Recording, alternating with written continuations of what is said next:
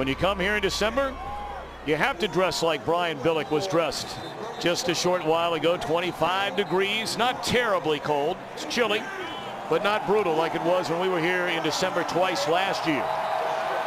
Mike Singletary in his second full year as 49ers head coach. They finished 8-8 a year ago, and despite being 4-7 this year, you see they began the year at 0-5, but they've won 4 of their last 6, and thus only 1 game back in the NFC West. Meanwhile, for Mike McCarthy, in his 5th year as head coach of the Packers, has taken into the postseason 2 of the last 3 years. They've outscored their opposition by a whopping 103 points. And Brian, all 4 of their losses have come on a field goal. Yeah, and late in the game. This is a resilient team. They need a win here badly at home. Green Bay won the toss and deferred to get the ball in the second half. Taken at the 20 by Delanie Walker, and he is stopped at the 28-yard line. Troy Smith, the former Heisman Trophy winner out of Ohio State, spent his first 3 years in the league with Baltimore and took over as their starter in London against Denver on Halloween. And he's led them to a 3-1 record. Brian Westbrook for the injured Frank Gore, who suffered a hip fracture last week. He's out for the year. 2 first-round draft choices from last year on that line. Mike Upati at left guard and Anthony Davis at right tackle. Big part of this team's ability to run the ball. With all of the problems that San Francisco has had offensively this year, they've been very good on their opening possession. We'll see if that continues against this very stingy Green Bay defense today. Smith looking down the field for Crabtree and overthrowing. Green Bay ranked #1 in scoring defense in the National Football League this season. They play the 3-4 under Dom Capers, Raji in the middle. Linebacking core led by Clay Matthews, who has 11.5 sacks. And what about the secondary? Well, the big key is here. Who's going to match up with tight end Vernon Davis of the San Francisco 49ers? We may actually see Charles Woodson on the very gifted tight end.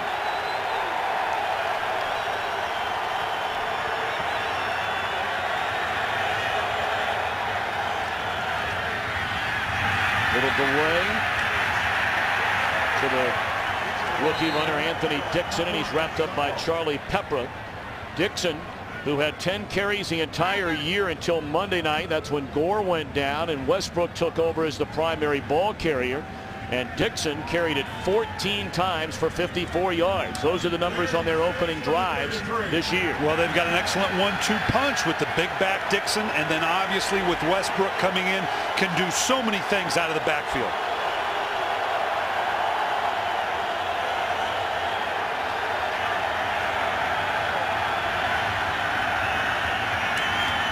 Four-man rush. Smith very athletic and connects with Crabtree inside the 30 down to the 27-yard line. Cardinal sin by the Green Bay Packer defense. You're going to see Clay Matthews come off the edge here. He's thinking, I'm going to get me another sack in here, but he allows Troy Smith to get outside. That spin move right there, you let Troy Smith outside, on 3rd down, he's going to kill you either with his arms or with his legs. Brian Billick, you drafted that young man out of Ohio State. Talented young man, just needs to continue to mature in the NFL.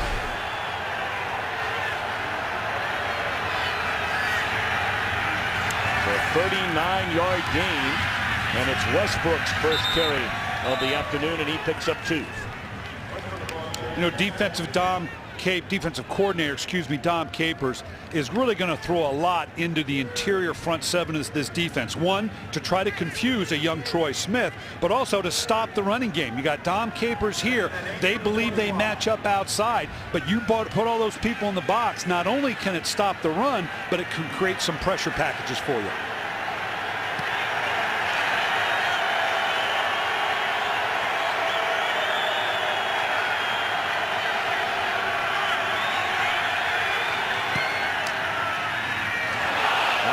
Just out of the reach of Sambo, and a nice open field tackle made by the safety Pepra on the completion to Crabtree. It brings up another 3rd and long for the 49ers. Boy, Sambo just missed intercepting that pass. And you know that the 49ers want to throw those types of plays to get the ball out of the hand of Troy Smith quickly. Good job scouting the film by the Packer defensive line, knowing, you know what, if I get my hands up quickly, they want to get a lot of three-step drop passes out. They may get one of those yet.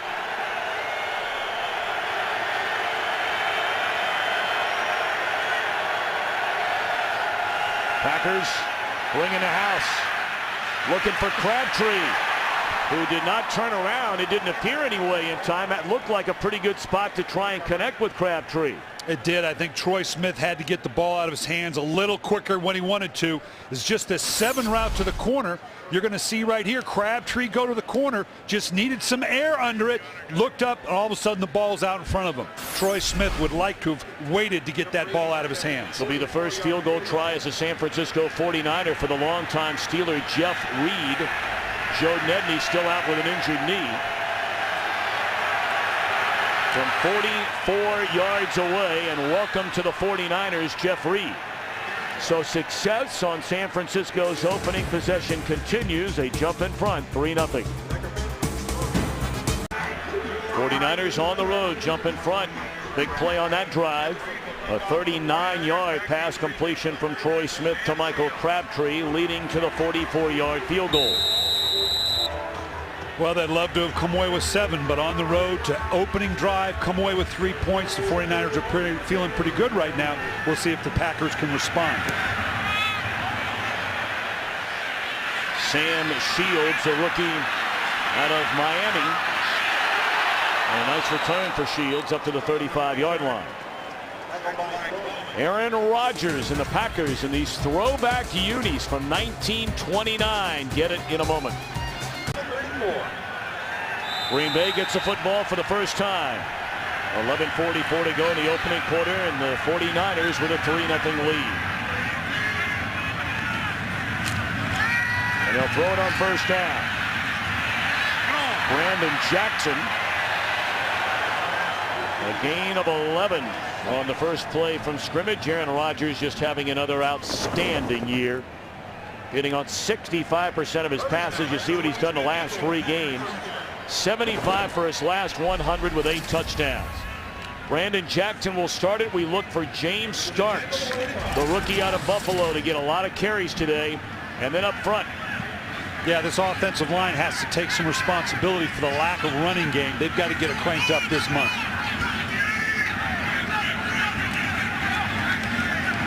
Short drop.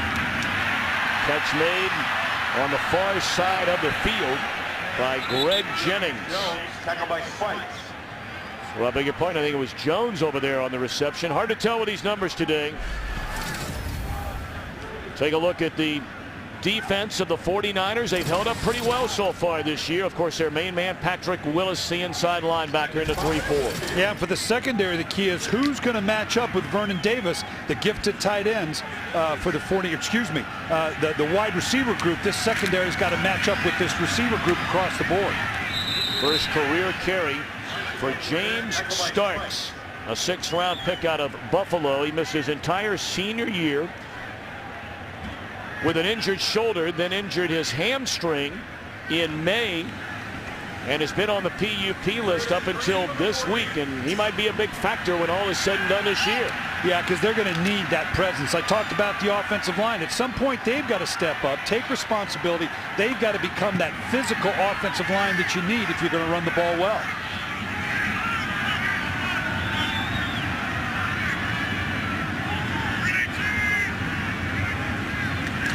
Third and 3. And the catch is made by Donald Driver. He's run out of bounds, but not before picking up a first down. It's been a very quiet year for Driver, who's been playing through a badly injured thigh. He has been their money man for better than a decade. Yeah, and he emerged, obviously, when Jermichael Finley went down. This guy, obviously, he's their big play threat. He's the one that's going to get the big plays down the field, but they got a lot of other guys that they can go to. Makes it very difficult to find out where he's going to be in the formation. See, recently, this high-octane offense has been pretty quiet on its first possession. And out of the backfield, Corey Hall, the catch. Picks up close to 10. And while we have a moment, let's check in with Curt Menefee back in Los Angeles with Brett Favre news. Yes, Minnesota hosting Buffalo. Favre back to pass. Gets hit by Arthur Moats, goes down. It is an interception courtesy of Drayton Florence, but more importantly, Favre injured his wrist. He's now out of the game. Tavares Jackson, quarterback in the Vikings. We'll update you later on. Tom, Brian? Of course, a tightly bunched NFC North. Most figured Minnesota would be an integral part of that race, but it's a two-team race now with Chicago and Green Bay. They're taking a look at the injured Nate Clements. We'll be back. Nate Clements, 10-year veteran, has been an outstanding player in this league for so many years, shaken up on the play. Appears to be all right. Terrell Brown replaces him on this second down and a yard.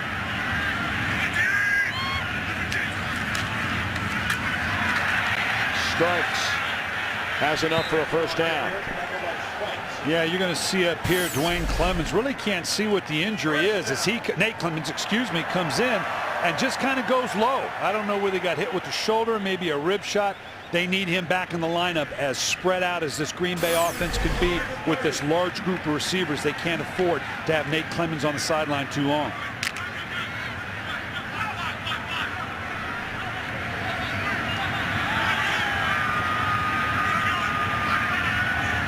First and 10 for Rodgers and the Packers at the Niners' 30-yard line. Quick throw to Jordy Nelson, and he's run out of bounds at the 22-yard line. A perfect start yet again for Aaron Rodgers. He's hit on 5 of his first 5 attempts. Well, Aaron Rodgers knows how to keep his hands warm. He's got that little hand-warming pouch in front of him. You play up in here, you get used to every little trick. I don't know what he's got in there, but it's going to keep those hands warm because Aaron Rodgers is going to throw the ball 35, 40 times in any given game he plays.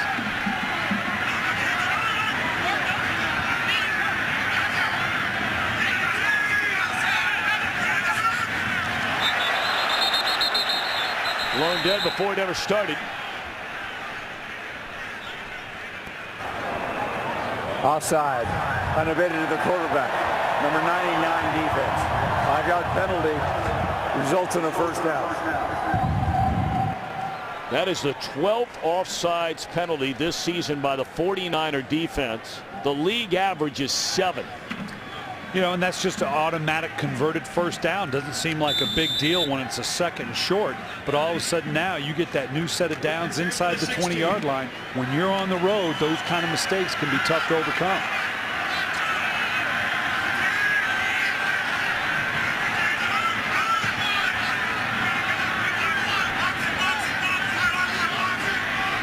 Might be checking to a run here. Yep, little delay to Jackson. He's inside the 10, very close to another Packer first down. And what you're seeing is what Aaron Rodgers is seeing here. They were in a very loose zone. So when he gets up to the line of scrimmage, he's going to look and see how loose those linebackers are. He's seeing that the secondary's off. Any chance he has an opportunity to run the ball in the red zone with a loose zone defense, he's going to take advantage of it. See, now we're in a condensed area, but these guys get loose enough in here, they're going to try to get that run game cranked up. Empty backfield here.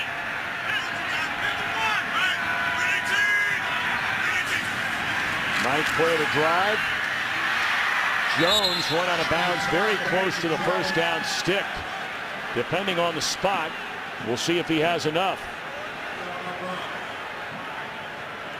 He appears to be about a foot or two short, and I think that's what Aaron Rodgers was saying to James Jones. You got to know where that marker is. It is, and now, because now, even though it's a 3rd and 1, you got to convert it, and we know, we've talked about it for a good deal of time. Converting on 3rd down, that's being able to run the ball on a 3rd and short.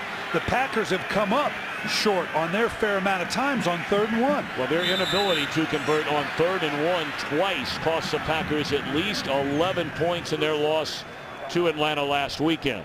We're going to talk about it with 3rd and less than a yard coming up. 3rd and a yard upcoming for Green Bay. Yeah, and you can see the chess game going on between Greg Minuski on the left and Mike McCarthy on the right. These two are very good friends. Were on the same staff together on the 49ers in 2005 and loved matching up against one another blow for blow. 2 tight ends, 3 backs.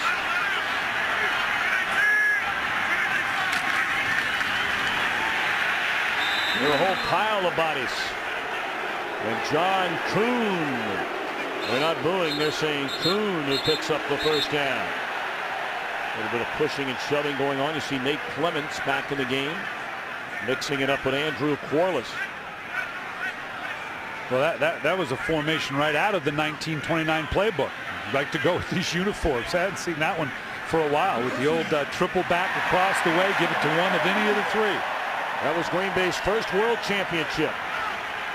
Went 12-0-1 under Curly Lambeau. They've won 11 more since. First and goal. A wide open Donald Driver and a rare miss by Rodgers. Boy, showed you his numbers a moment ago in the red zone. They're just staggering. No. 51 touchdowns against 2 interceptions. You know what? You would have a tough time doing that in practice on air. Here we're just going to get a deep breath. This ball's way too flat right here. You can see it comes in on a little bit of a flat trajectory. If he could have kind of put the fall away jumper on it, he might have had a touchdown. Well, play the drive. Showing up close to 7 minutes.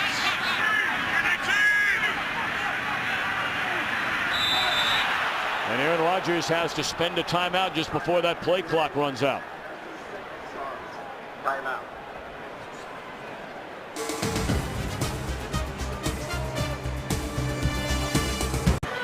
Well, when your quarterback's good in the red zone, your offense is good in the red zone. And that's the key. That touchdown efficiency down here. It's why the Packers have been so good under Aaron Rodgers and Mike McCarthy. They're in a 5 wide receiver set. They got them all spread out. These are a lot of matchups right here for the 49er defense. For Aaron Rodgers, which one do you like best? Well, Rodgers is such a good runner that it opens things up for a quarterback draw. He just has to throw this one away. Big Ray McDonald right in his face as he had to get rid of it. And when you have no backs in the backfield, Tom, you got to know, as Aaron Rodgers does, if it doesn't present itself quickly, get the ball out of my hand, because there's just one less protector. I might get hit. I don't want to turn the ball over here. Oh boy. Down. Third down. 10-yard penalty. They call Rodgers, much to his dismay, for intentional grounding there. Mike McCarthy couldn't believe it either. Well, I got to have this one explained to me a little bit. I'm not quite sure what brought it unless he was outside the pocket. Let's look at it here. He's clear within the quarterback. Now he's moving outside. Wow, but he had, I don't know.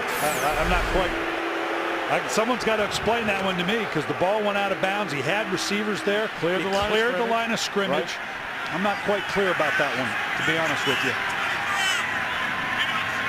All right, so now it's 3rd and goal from the 16.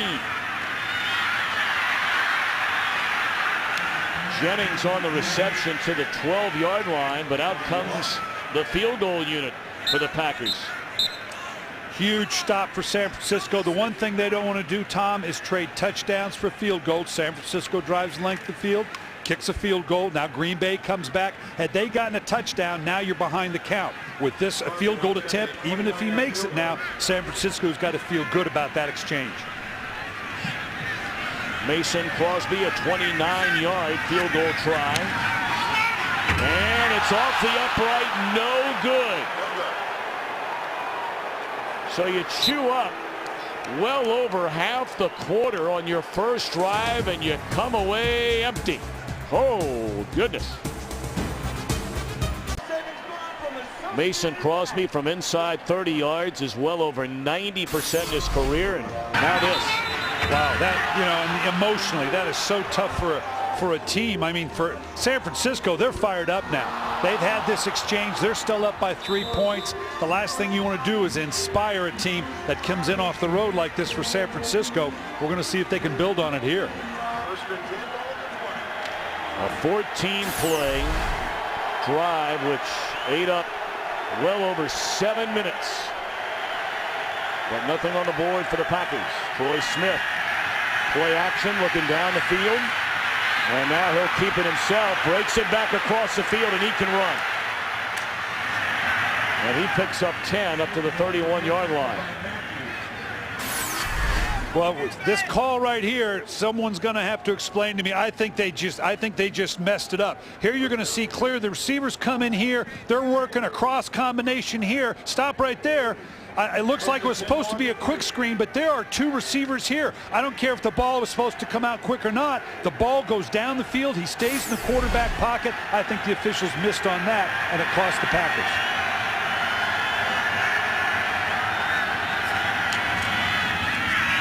Westbrook coming off an outstanding game against Arizona. Let's check in back in Los Angeles once again with Curt Menefee.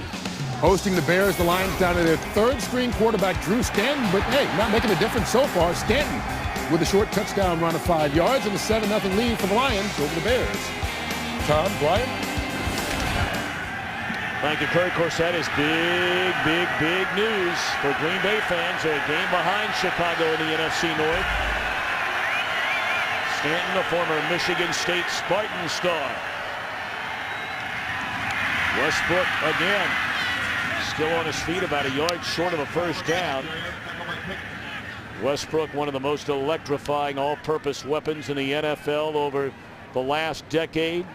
In Philadelphia, joined the 49ers during the offseason as a free agent. He touched the ball, 5 rushes, 5 receptions, a total of 10 times in the first 8 weeks of the year. And then after Gore got hurt, he carried it 23 times for 136 yards and a touchdown Monday night. And you could tell the excitement on his voice yesterday when we talked with him, Tom. He's excited about getting this chance to carry the ball. 30 yard, and they're going to throw it. Well, you got to wonder about the play call there. The strength of the 49er offense is running the football, and they throw it on 3rd and a yard. And it wasn't even a vertical shot. If you're going to throw to just get the first down on a 3rd and 1, if you're going to take that shot, why not go vertical with it? I'm with you there. The strength of this 49er team is to run the ball. You've got a little bit of momentum here. Now you've got to kick it back to the Packers.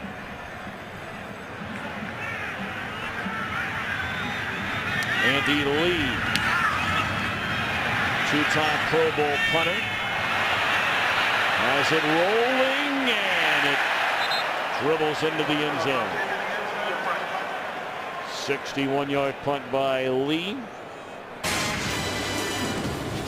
Well, coming up on our Fox NFL Sunday doubleheader, America's Game of the Week, the Cowboys take on the Colts in Indianapolis. Some other regional action, the Panthers and the Seahawks, a big one down in Tampa. The Falcons and the Buccaneers. That comes your way right here on Fox. Check local listings for the game in your area. Well, we loved what we saw in the Falcons last week against these Packers, but you know what? You can't help but love the Buccaneers, the way they've got Josh Freeman, the way he stepped up. This is an exciting team. I don't know if they're good enough to get into the playoffs, but this is going to be a good game.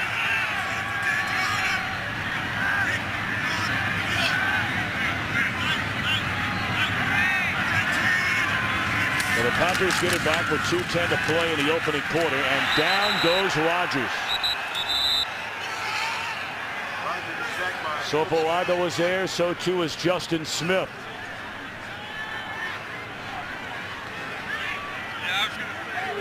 Some of the games with playoff implications, and certainly as they affect the two teams in our game today. Told you about Detroit out in front of the Bears 7-0, and then later Carolina in Seattle, St. Louis in Arizona. 49ers at 4-7, but only a game out of first. There is not a team at 500 or better in the NFC West.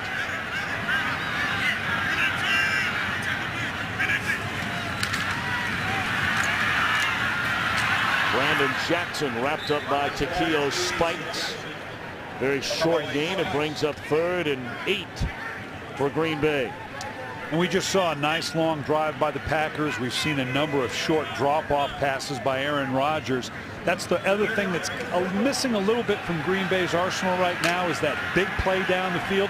Most of it, in all fairness, is people are getting very passive. We're not going to give you that big play. Can you go 10, 12 plays to score? Well, the Packers, for the most part, can.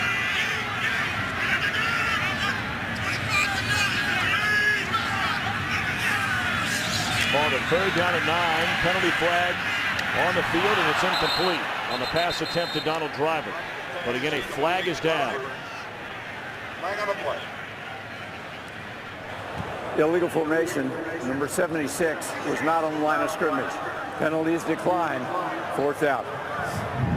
That's a left tackle, Chad Clifton. Yeah, and your shoulders, your head has to break the plane of the center here. Normally they'll warn you on this the first time. They likely may have just a little bit deep for the officials. They're always looking for where are the shoulders and does my head break the plane of the center.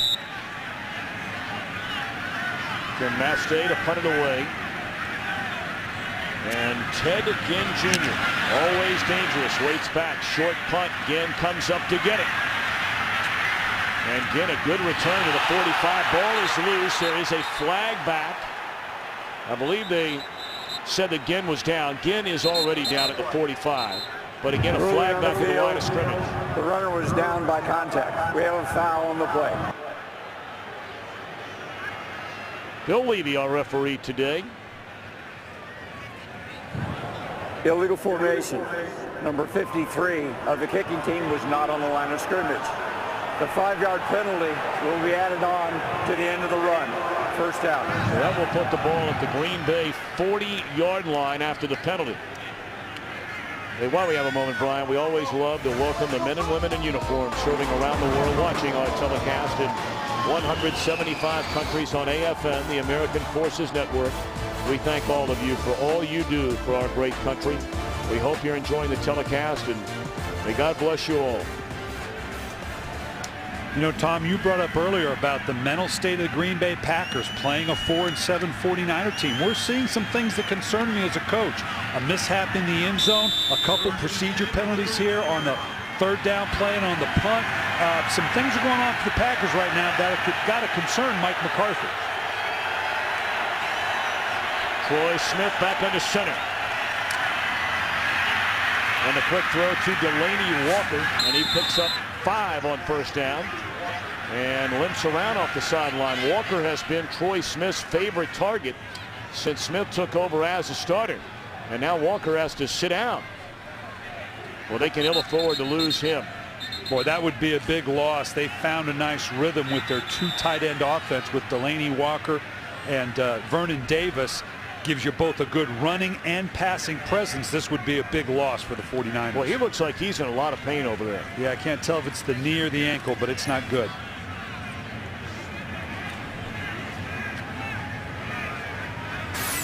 And you can see Walker working the outside here.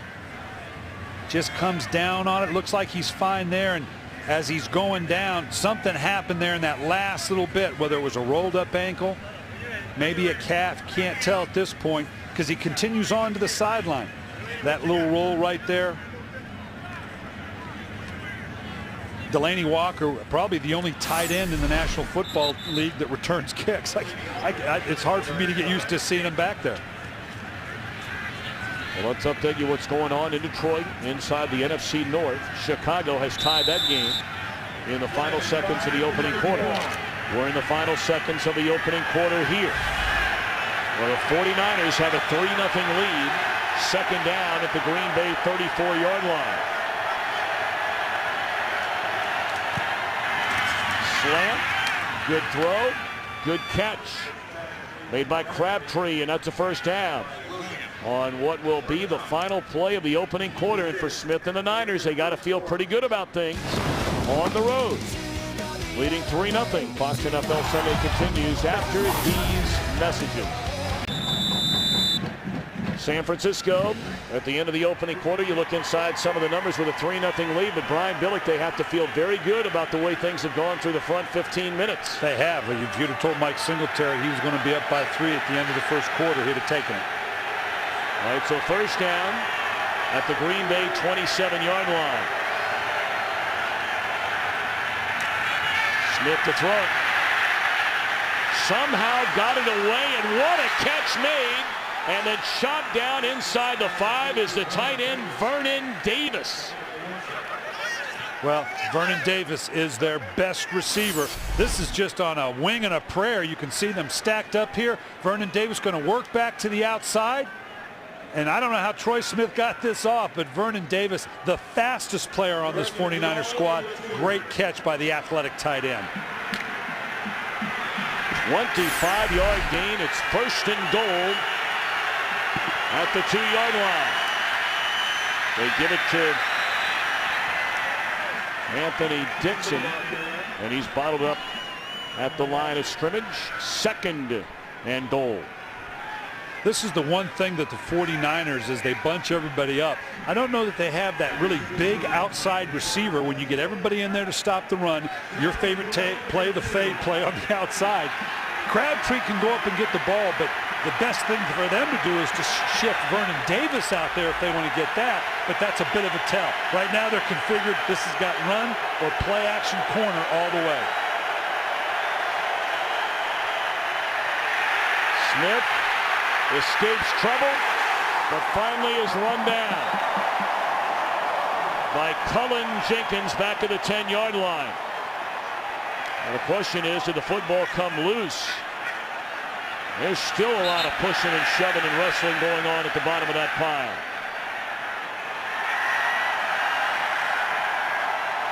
Looked like Daryl Jenkins, the umpire, also tumbled with that pile.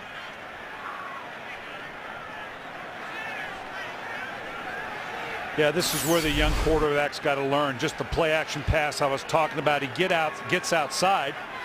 And then at this point, once you realize they're all around, just get rid of the ball. Right now, all right, the play is dead. Get rid of the ball. Now you've taken your team back to the 10-yard line. This is where the young man, and Aaron Rodgers, the efficiency we talked about, he likely would have gotten that ball thrown out up to about the 5th row, 6th row of the bleachers. And been called for grounding. And then called for grounding incorrectly. All right, 3rd and goal from the 10.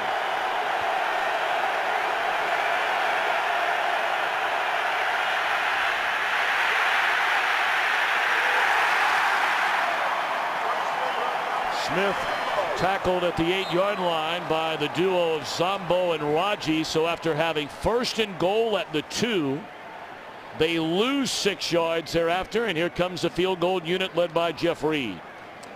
Yeah, and this is a Dom Capers coach defense. Is the last group I want to see if I get pushed back off the 1-yard line, 10 yards, a lot going on, a lot to figure out. Troy Smith having to hold on to the ball. Missed opportunity to come away with 7, make it a 10-point lead.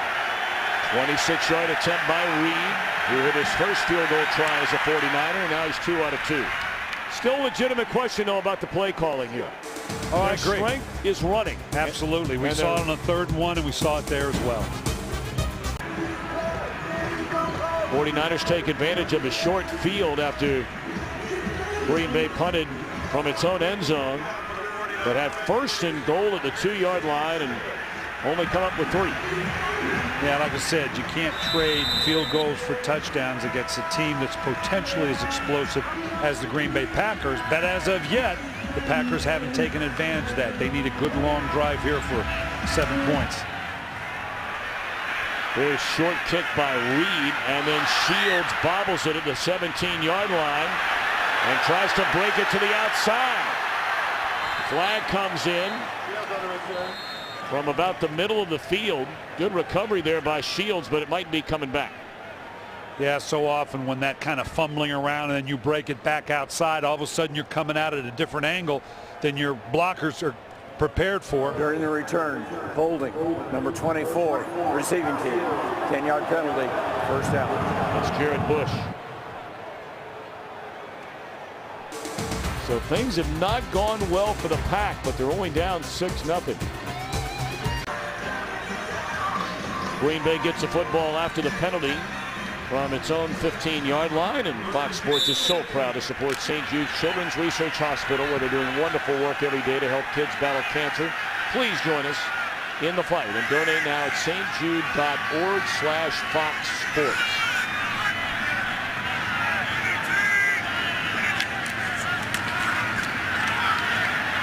Rodgers sacked for the 2nd time in the game.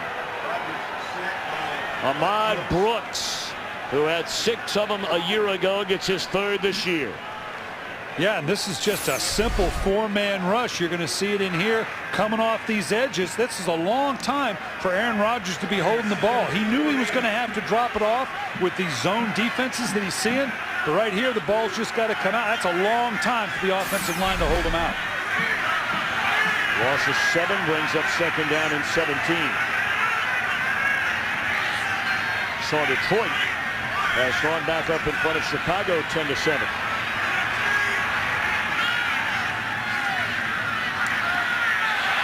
Rodgers will run it, and he can run it. He's up to the 17-yard line. Third down upcoming. Let's check in once again with Kurt back in L.A. Well, the New Orleans Saints may be straightening out their game right now, going for a 5th consecutive win, facing the Bengals, who have lost 8 in a row.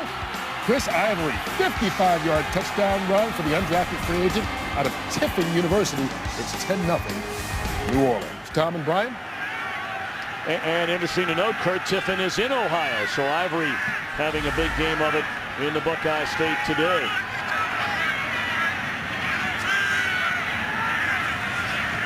Third down and 9. Rodgers looking down the field, and it's broken up by Nate Clements.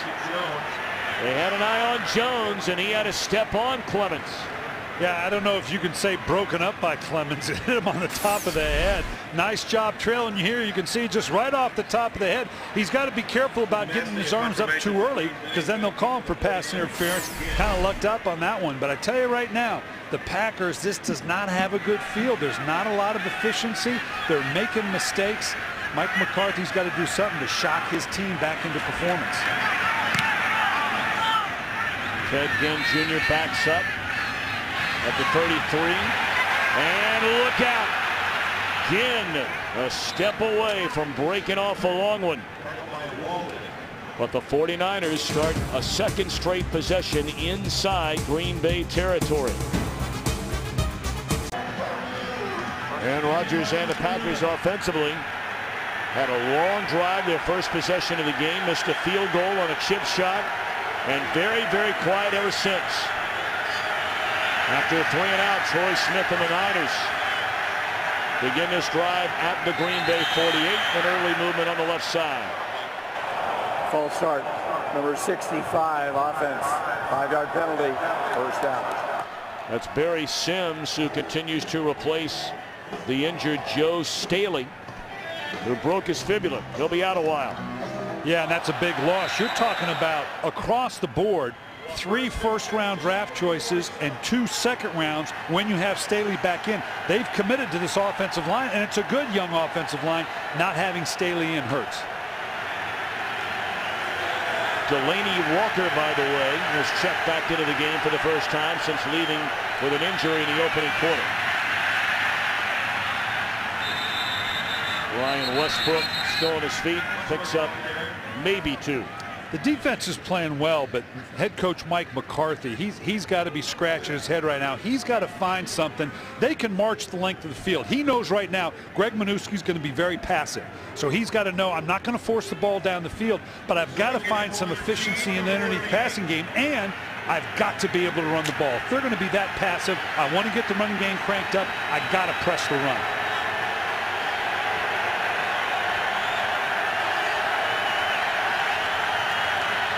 Second and 13, Smith looking around and nearly intercepted by Tramon Williams. Williams just signed a 4-year contract extension earlier in the week, making him the 4th highest paid Green Bay Packer. You can see it on the outside, the matchup right here.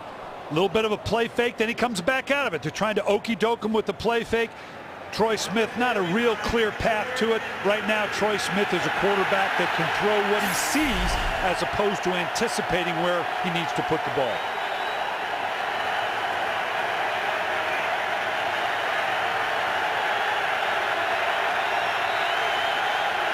Smith wants a timeout.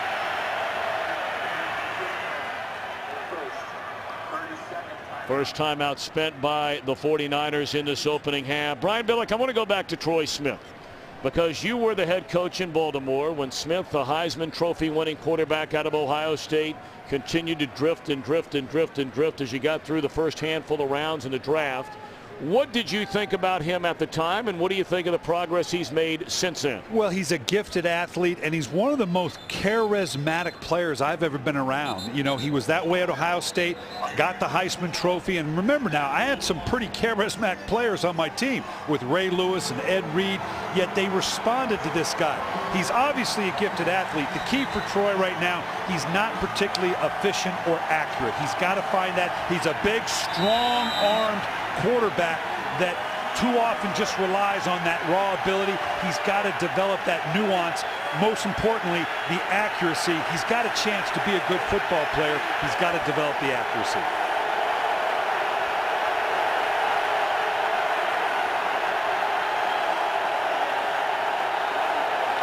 Only a three-man rush. And Smith is thrown to the deck again by Cullen Jenkins. For only a three-man rush, that pocket broke down right quick. And that's what I'm talking about, a quarterback like Troy Smith, where it's so important to see what he wants to throw. They played such a passive zone, took away all the passing lanes. You can see just the three-man rush coming off the edge. And right now, he can't anticipate or see where he needs to drop it. His instinct is to pull it down very quickly and take off with it, even though it was only a three-man rush. That's a good defensive stand there by the Packers. So the punt by Lee and Williams. Pretty nice return. Still on his feet. Across the 20 up to the 21. 9:24 until halftime. 3-0 went to 6-0 here in the second quarter. Terrell Brown, the Niners nickelback, lift off the field, and they're taking a look at his right knee, it appears. And it's hard to see. He's just down the field, and it just kind of buckles on him. He really doesn't get tied up with anybody. Chicken fighting here. And just kind of steps on it wrong right there. Hard to see where it pulled up. James Starks, the rookie out of Buffalo, running hard up to the 31-yard line. I told you, Brian, had a chance to see this young man play a couple of times in college. The first 3 years of his collegiate career, there weren't 5 guys in the country that had better numbers than James Starks before he lost his entire senior year due to the injured shoulder. Yeah, he's got a little bit of an upright running style, but so did Eddie George, so did Robert Smith, so that doesn't kill the guy. Doesn't have the speed of a Robert Smith, but he could be a great addition for Green Bay here. Again, look to be checking to another run the way San Francisco's getting loose in their coverage. That Starks picking his spots, and that's the first half. Up to the 34. Yeah, you know, we had an interesting conversation with Aaron Rodgers. Let me back up here. Yep, they're going into the no huddle. We saw this last week, Tom, against Atlanta when they really wanted to change things up. We said, what's Mike McCarthy going to do to get his team going? Well, it's to go to the no huddle right now. They broke it out for the first time all year long, and they scored on both the drives, which they went with the no huddle. A touchdown on one, a field goal on the other.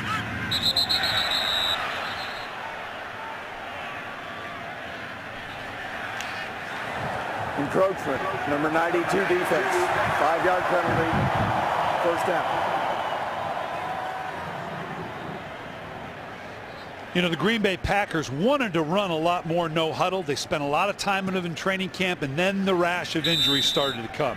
And all of a sudden, these guys, not the least of which is the offensive line with Tauscher, your tight end, Jermichael Finley, your #1 running back. So they kind of put it on the back burner. They feel like they got the guys back in a rhythm now to where they can get back to using the no huddle. Well, those are some big names. Yeah, and they've done a great job supplementing it with not having those guys. Blitz coming. And Rodgers has to throw it away.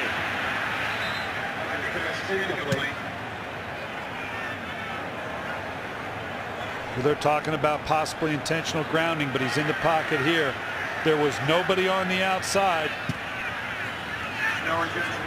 Well, I got to tell you, to not call it there, to have called it earlier. Yeah, they just made a mistake earlier, clearly. But this is the way it's supposed to happen. The guy down the field doesn't know where the quarterback is. You can see here, stop right here if you can. He stays in the quarterback pocket, and he's not outside the pocket, changes the rules. That was the right call. They simply conferred with one another and got it right. We get it to Donald Driver, and he's tripped up, it appears, about a yard short of a first down. Aaron Rodgers has now gone 161 consecutive passes without throwing an interception. And that is the longest such streak of his career. Here they are back with the no huddle, with a quick, almost sugar huddle at the line as opposed to a no huddle.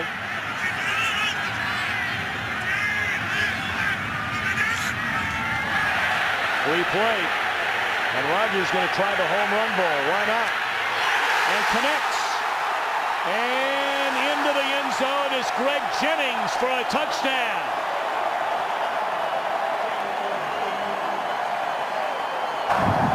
Offside. Number 55 defense. Penalties decline. Touchdown. The play will stand. And Brian, here's where you were wearing that hat earlier. Oh, baby, he went to the Lambeau Leap. You know, it's amazing what you can do when you're playing with house money. Aaron Rodgers, the veteran that he is, he knew he got a freebie there. Put the ball up. He was fearless at that point because there was no downside to it. The no huddle and the way they've gone to it disrupts a defense. When you do it as casually as the Packers do, we've seen two proceed or offsides by the defense against the no huddle. Point after is good by Crosby. 38th career touchdown reception to Jennings, which has spanned 40 or more yards. Well, you're going to see him jump right here in the interior of the defensive line, and right here, once they make the movement, right now Aaron Rodgers knows I've got him. I can put this thing up as high as I want. There's no downside to this. Look at the air he puts on this thing. A deep pass is all about timing and rhythm. It has nothing to do with a strong arm. Huge big play. Now he's back up into the stands. I wonder if he found that hat that I had. I want to ask you. Hey, take a look at that hat. That's a good look, man. That's a good look. I expect to be on GQ this month with a look like that. Or perhaps on some local cable access channel. Right. Doing the Muskie report up in Lake Okoboji. Boy, this is just what the Packers needed. This stadium is even cranked up a little bit.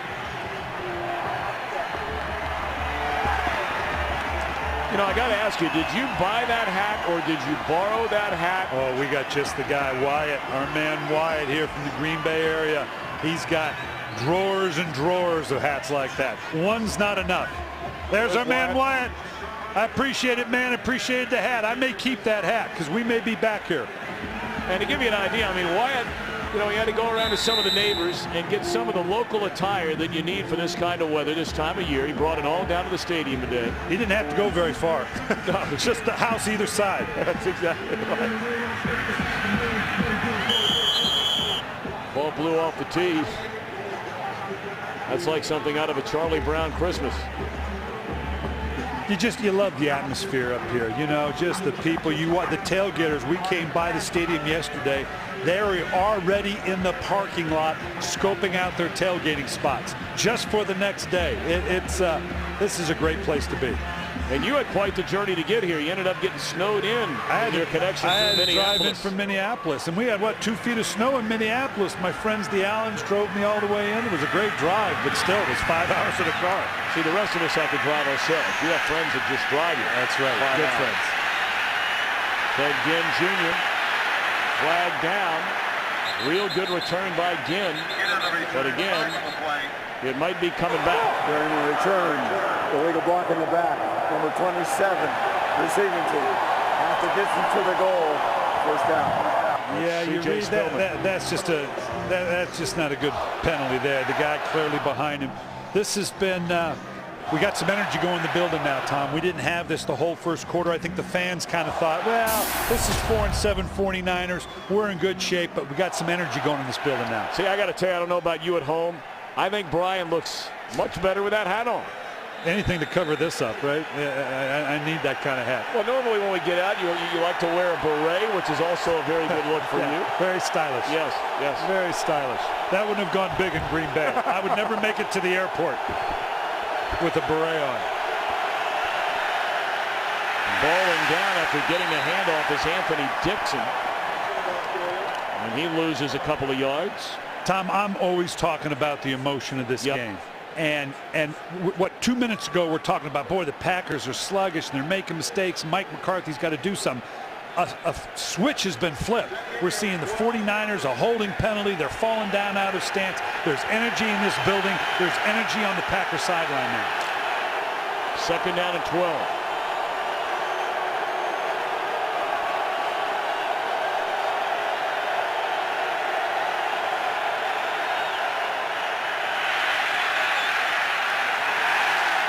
Dixon having a hard time staying on his feet. It brings up 3rd and long for Smith and the 49ers as we close in on 6 minutes to play until halftime. Well, the 49ers want to play this tightly orchestrated game, play good defense, run the ball, minimize the throw of their young quarterback, Troy Smith. But with that big play, Mike Singletary knows the equation has changed. San Francisco's got to come up with a big play. Maybe not specifically here on 3rd down, but they're going to bleed to death slowly if they don't change the emotion of this game.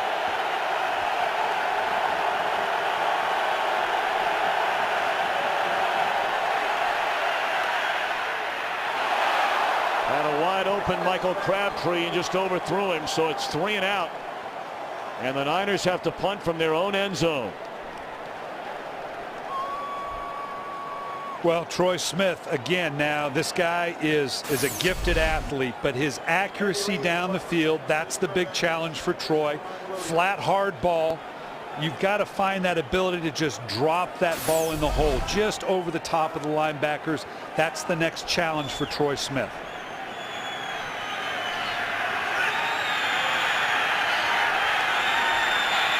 Andy Lee sends Williams back to his own 47.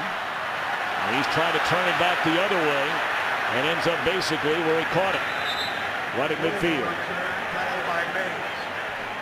Well, it's the first ever American Country Awards, hosted by Trace Atkins, with over 15 performances from country music's biggest stars. The only country music awards show where you vote for the winner. The American Country Awards live tomorrow, 8 Eastern, 7 Central, only on Fox. Wonder if George Strait will be a part of that. Oh, maybe. Whole bunch of somebody done somebody wrong songs.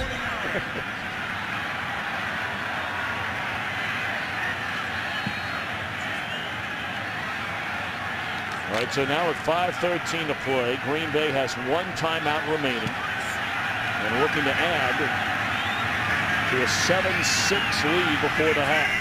Another one of those 1929 formations. Starks for 3. You know, you're a gunner on the punt team now. You're going to get beat up a dozen ways to Sunday. Inside, outside, you just got to fight. The only solace you can draw is that there's 2 of you and 1 of me. Somebody else has got to make the play because you're beating me up. Brett Swain and Jared Bush working him over.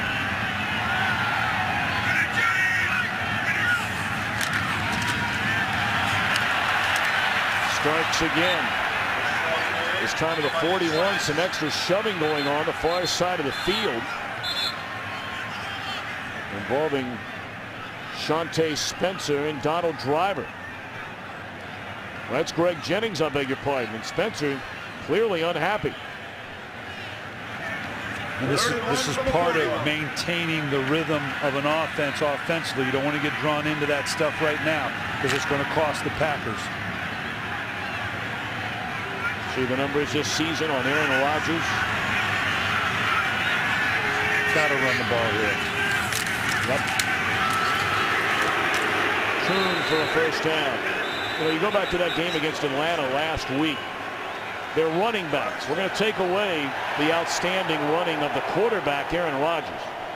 But their running backs carried it 11 times for a grand total of 26 yards. And we talked about their inability to convert on 3rd and 1 a couple of times. It really cost him the ball game. And Aaron Rodgers, with the way this game goes and the efficiency he has throwing the ball underneath, you're going to be in a lot of convertible 3rd downs.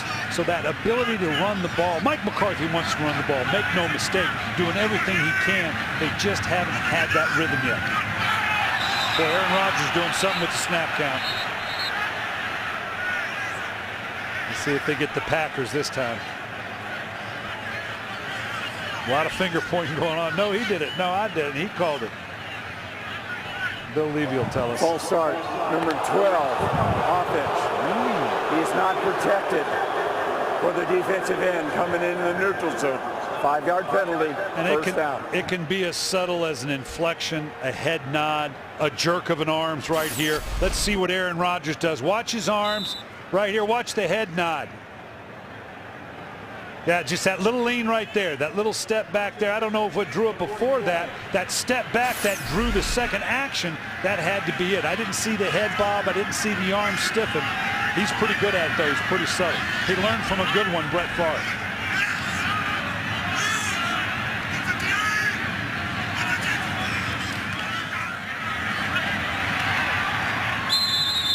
Gain of maybe a yard on the reception by Jennings. Great timing on that. I want you to watch Aaron Rodgers. He gets to the top of his drop right here. He's obviously in gun. Watch how quickly the ball comes out. And that thing's gone before. Look at the receiver. You can barely see it, but right now, that ball's halfway there before he even came out of it. That's that subtlety between a quarterback like Aaron Rodgers and a group of receivers he's been with for a while. That really is why this is one of the best of passing attacks in the National Football League. So they're a yard off the original line of scrimmage before the penalty. And they come back with a screen to Brandon Jackson. Inside the 10. Inside the 5.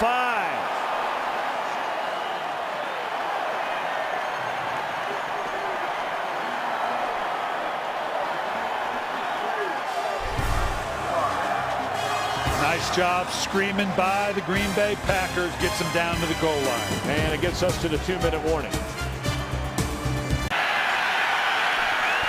1:53 to play until halftime. First and goal at the 1. And they give it to Kuhn.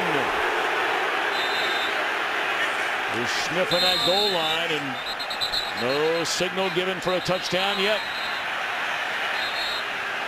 That's because he didn't get there. Oh, now! How in the world can it wait that long to be signaled a touchdown? Boy, we're going to find out. The official, you know, they check with one another. You're going to see here, this is just a plunge right into here. And I want you to watch the officials come screaming in from the top. This is just massive bodies. Now you're going to see the officials. He'll come running down from here. The other guy will run from here. They'll check with one another. They've got to confer. Is there possession? Did he break the plane? Why it took so long, I don't know. It usually is a bang-bang process, to use a Mike Pereira term. Either way, it's a touchdown. The field judge, Jim Cork, who came into your vision there right along the line of scrimmage, did not signal the touchdown. But it's a score for Kuhn. Mike Singletary wants to know, can I challenge this? And he wants to know why it took so long to signal as well. Point after is good.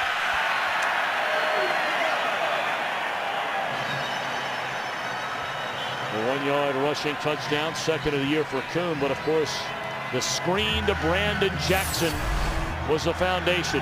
I want you to watch the left guard here, Darren College, on a well-executed screen. Rodgers looks to the right, and then College out in front of the screen. Nice job pushing to the outside. Johnson cutting back inside.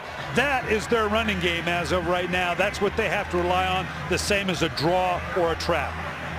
And then the 1 yard inside. Nothing we can see here to indicate he didn't get in, just a mass push of bodies. I don't know why it took so long, but now he gets the Lambeau leap.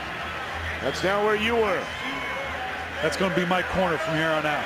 I tell you what, those people, for me being an 8-year Viking fan, they were very gracious to let me hang in that end zone for them for a while. You'd have thought the Senators showed up when you walked down there today. That's right. They're very forgiving of me here.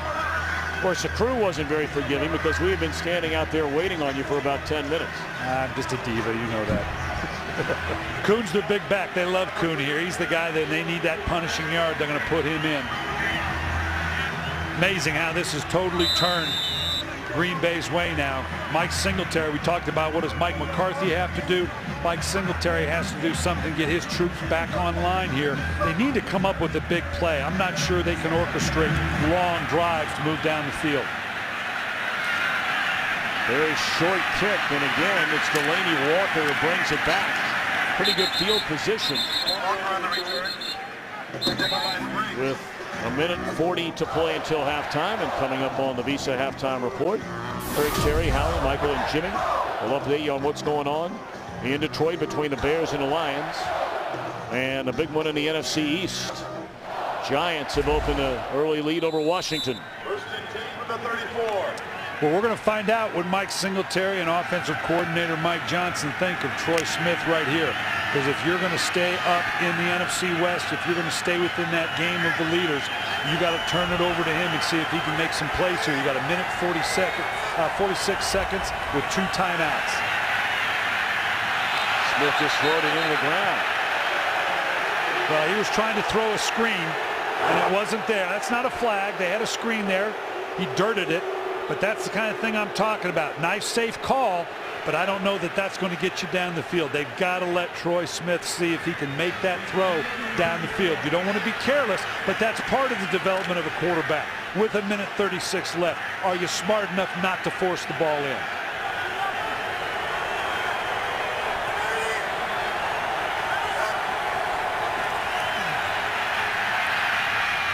Nice throw there. And Vernon Davis will go the distance for a touchdown.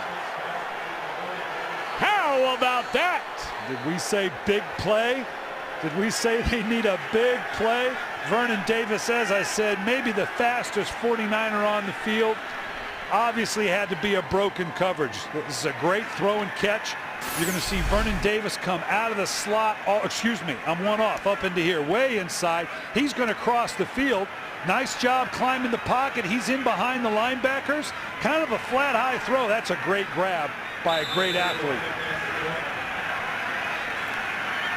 And once again, the emotional screw turns. All of a sudden, this place got real quiet. So the point after to bring it to a 1-point game is good by Reed.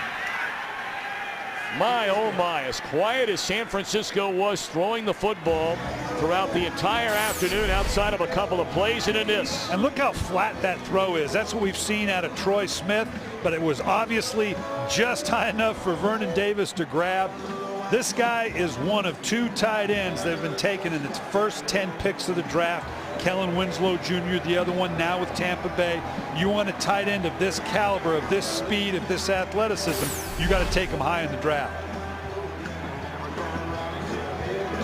Of course, Vernon Davis has been so quiet since Troy Smith became the quarterback. I mean, you're talking about a young man who is among the best receivers, period. Obviously, he's a tight end, but, I mean, take a look at this. Tied for the most touchdown receptions among all wideouts in the NFL. And in fairness, when you look at the film, these other teams know Vernon Davis is pretty good. They'll roll coverage, they'll bracket him, they'll put guys over the top, jam him at the line.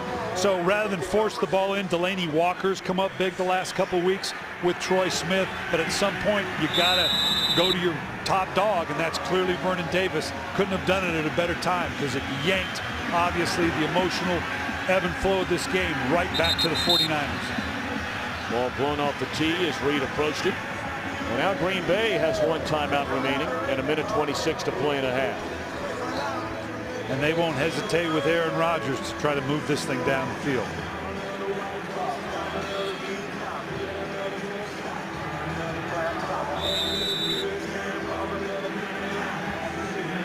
The energy that this gives the San Francisco 49ers going into the locker room, notwithstanding giving up a big drive by the Green Bay Packers, is huge on the road. First decent kick of the game so far by Reed. It's Sam Shields. Guy's a dangerous return man. And a nice return indeed. Across the 35-yard line, run out of bounds. Just short of the 40. It's a great field position to start this drive with Aaron Rodgers. A minute 19. You got a timeout here. That's all. You want to hold on to that one for as long as you can in case you need to bring your field goal team in. Gives yourselves all the options on a third down play. But this is right down in the wheelhouse of Aaron Rodgers. He'll spread him out here, orchestrate him at the line. They said Shields steps out of bounds at the 34. That's where they'll spot him.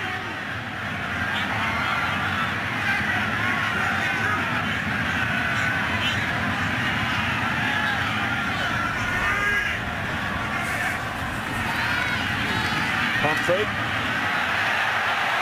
And just out of the reach of James Jones. Wow. Wow, that was about ready to go the distance. Again, Aaron Rodgers just a little flat on the throw. And when I talk about that, that's got to be very accurate when you throw a ball that flat. When you don't give a receiver a whole lot of time to run underneath the ball, looks like he kind of got faded away, caught in a tough physical position. That would have been huge for them.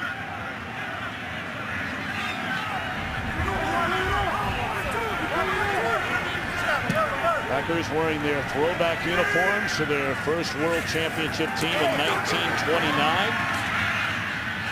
And thrown behind the intended target. A couple of guys there in the area code, including Quarles, a tight end. Donald Driver also there. Take a look at Detroit, Brian Billick. They scored a touchdown just before halftime. Detroit's right on the verge. They're at home. Boy, it would be huge for them to get a home win by Chicago. How about this? Buffalo and Minnesota, Tavares Jackson. You don't think things are going to get stirred up in Minneapolis this week over that one? All 31 points while Jackson took over for the injured Brett Favre very early in that game. Rodgers going to take a shot. Why not? It's caught by Jones, but the play was dead. And Rodgers is wondering why, especially if this is against the defense. Boy, it's got to be against the offense if they're going to blow it dead, unless they thought it was unabated to the quarterback. The play was whistled dead. Neutral zone infraction. Oh, boy. Against the defense. Wow. Came in the neutral zone, caused an offensive man to false start. 5 yards, third down. Wow. Boy, that's too big. You can see here, obviously, if it's not offensive procedure, they violated it right there. That should have been a freebie like we saw on the first touchdown throw by Aaron Rodgers. That's two big mistakes by the officials in this game. Both have hurt the Packers. That's one of those, sorry, coach, didn't mean to do that. Ooh, boy, sometimes you just can't buy it, Mike McCarthy's thinking. All right, third down and 5.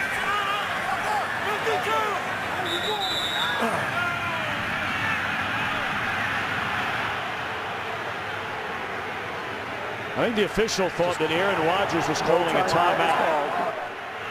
And that's why Bill Levy blew it dead. Aaron Rodgers said, no, no, no, no. All right, so here we go, third and 5.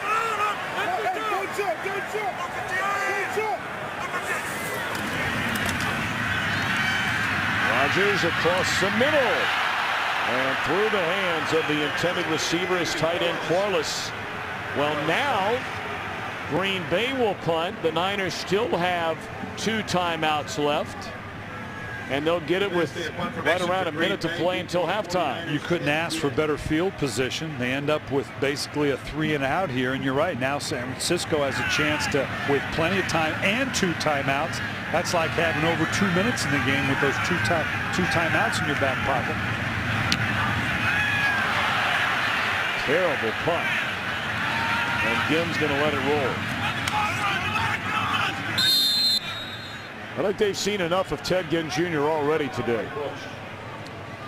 And basically, when you have the extra timeouts, you can see here with San Francisco, your ability to stop the clock, even with you want to keep the one in your back pocket, that's like adding another 25 to 40 seconds based on how you want to use it. So this is huge with 53 seconds and 2 timeouts. That's all the time you need. All right, but let me ask you. You talked about the inexperience. We know about, you know, less than 10 starts in the National Football League for Troy Smith.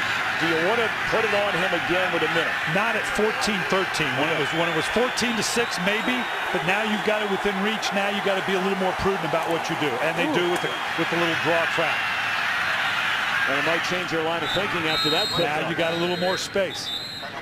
And it's a timeout. So Westbrook gains 11 on the carry. A 30-second timeout called by the 49ers. They have one left until halftime. And coming up on the Visa Halftime Report, again, we'll update you on what's going on in Detroit between the Bears and the Lions. And a rout going on between the Redskins and the Giants. This NFC playoff picture, Brian, is going to be fascinating as we head down the final month of the season. There's more than just a slight chance that a 10-team win in the NFC will not make the postseason. And that a 11-5 or 12-4 wild card team is going to have to go on the road to maybe an 8-8 NFC West division winner. Maybe 8-8. God forbid a 7-9. We're going to stay on the ground, and again it's Westbrook. So even after spending the timeout, you thought perhaps they might take a shot? Yeah, I don't understand that. If you're just going to run the ball, then why take the timeout? If that, in that case, go ahead and kill the clock, keep the timeout, take the shot down the field, or don't use the timeout and go ahead and let it around. And I would understand that. I would understand them not wanting to take a risk. They've gotten it back into a manageable game, a 1-point differential, but the two together, I'm not sure about that. Well, final 14 seconds of the half. Smith and shotgun. They have to get off one more play. And they're going to run it. So if you are the San Francisco 49ers, you have to feel very good about where you are on the road today in Green Bay, down a point. So we're at halftime. 14-13 Packers. Fox NFL Sunday continues with the Visa Halftime Report after these messages. 14-13 Green Bay in front. Just about set to begin the second half. We invite you to follow your favorite team all season long by going to iTunes.com/NFL. All right, Brian Billick, let's put on your coaching hat here at halftime. If you're Mike McCarthy, what are you saying to your team? Well, they get the ball first, and San Francisco, notwithstanding a big play, isn't going to let them get down the field that way. You're going to have to be efficient. You can't have the penalties that we've seen. You got to have a little more efficiency than what we saw, a little bit more focus than we saw in the first half. All right, what about for Mike Singletary's team? Well, he's right where he wants to be, within 1 point at the half, but how do they get back into it, Tom, with the big play? I think they're going to have to come up with more big plays. All right, let's go to Billick's breakdown. Some of the numbers in the first half and some of the numbers to pay attention to here in the third quarter. Well, third down, you got to convert on third down to stay current. And this number here, you can see scoring the third quarter. San Francisco's been outscored 17-62 in the third quarter thus far this season. Green Bay has outscored its opponent 72-23. That time of possession. So what has to happen? San Francisco's got to get a fast start. They've got to convert on third down. And both teams, particularly Green Bay, possessions has got to equal points. You can't just go down the field and come away with nothing. Yeah, you still look back to that first and goal from a 2-yard line. They ran it, got stuffed, and then threw it on both second and third downs as that ball drops, and luckily for Green Bay, right into the midst of James Starks. That had potential disaster written all over it. Well, I'm going to be interested to see exactly what Aaron Rodgers and the Green Bay Packers want to do. They're going to be probably forced to drop the ball underneath like they've had. The one big play, as we saw, came after a defensive offside, so it was a freebie. They got the one-on-one matchup. I don't think Greg Minuski and the San Francisco 49ers are going to configure themselves to give them too many of those big plays. They're going to make them go the length of the field. All right, here we go.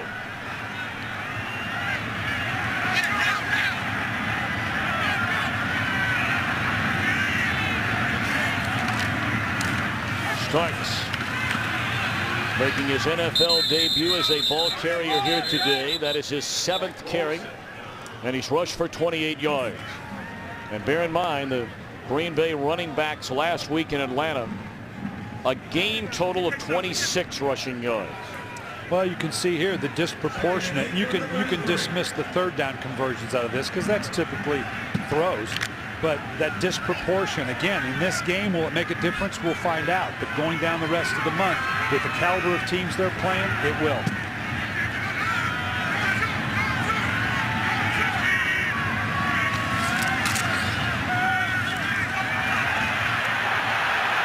Rodgers rolling, he'll keep it. And jukes his way to a first down. He slipped right past Nate Clements. Again, you're seeing the athleticism of Aaron Rodgers. You're going to see again the defense getting collapsed. He takes the inside rush. Brooks goes that far inside. You've got to contain on an athletic quarterback like Aaron Rodgers. We saw last week against Atlanta where he converted a couple third downs with his legs. This guy's a good athlete. Keep him in the pocket. He can beat you there too. But on a play like that, you let him get outside. What worse happens is you give him a free throw down the field as you start to react to him running around. First down at the 45.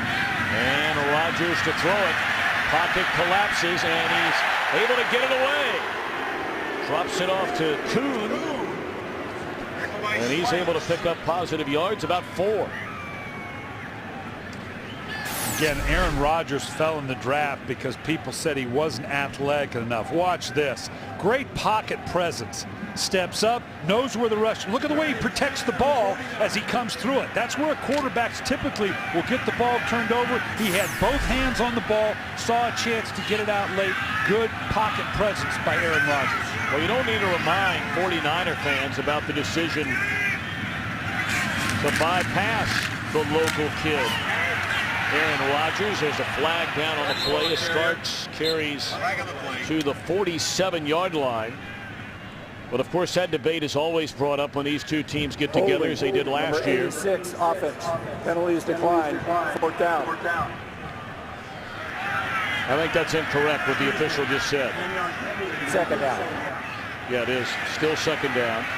Penalty will be enforced, but the decision by the 49ers, and it's interesting to note that Mike McCarthy was on the 49ers staff when San Francisco chose Alex Smith out of Utah rather than Aaron Rodgers out of Cal. And he said one of the first things he had to do when he came to Green Bay as the head coach was sit down with Aaron Rodgers and say, this is why we did that. And in fairness to the 49ers, Aaron Rodgers was not rated that close to Alex Smith with the rest of the league. He fell to 24, but not from number 2. He fell from 10, 11, and 12 to 24. Looks like some pressure. Aaron Rodgers accounting. Looks like we're going to get some pressure on the inside by the 49ers. Good protection. Wide open is Donald Driver. And he pitches it all, gets away, and is into the end zone. A touchdown for Driver.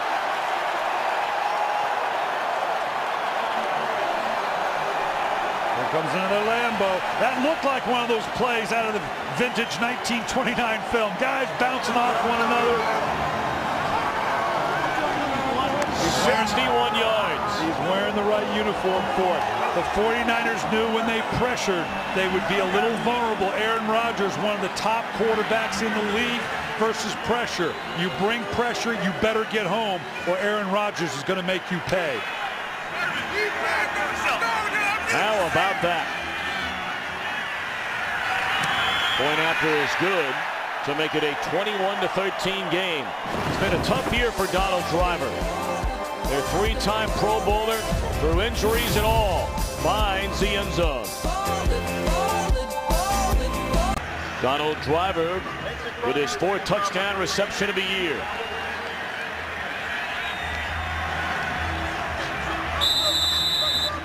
And a 21-13 Green Bay lead as San Francisco will get the ball for the first time here in the 2nd half. They are staying away from Ted Ginn Jr. That's pretty evident. He'll field it on one bounce. And Ginn crosses a 30 up to the 32-yard line. Well, let's look at the anatomy of a touchdown play. It starts with Aaron Rodgers. First you're going to see as they step up. Stop right here. He sees, he knows what's going on. He's getting some form of pressure, so he's going to make the adjustment. Knows exactly where he wants to go to. He's telling the offensive line where to go. He knows now he's going to see some kind of zone coverage in behind it, even if it's a 5-man rush. Now what happens, here comes Golston. He gets caught in his zone coverage. There's a hole in that zone when you bring 5 men on the rush.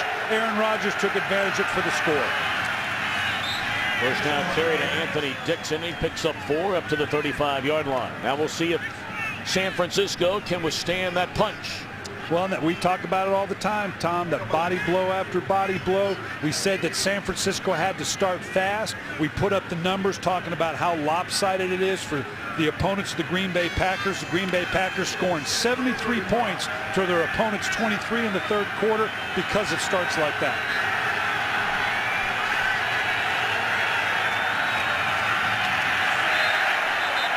No room this time for Dixon. Clay Matthews along with Desmond Bishop there to meet him. All right, now we're back to, again, 3rd and down. When we visit with Dom Capers, he says it's all about the 3rd and 1 to 6 when you face the San Francisco 49ers, because they do run the ball well. This is a convertible 3rd down. This is not a 3rd and long.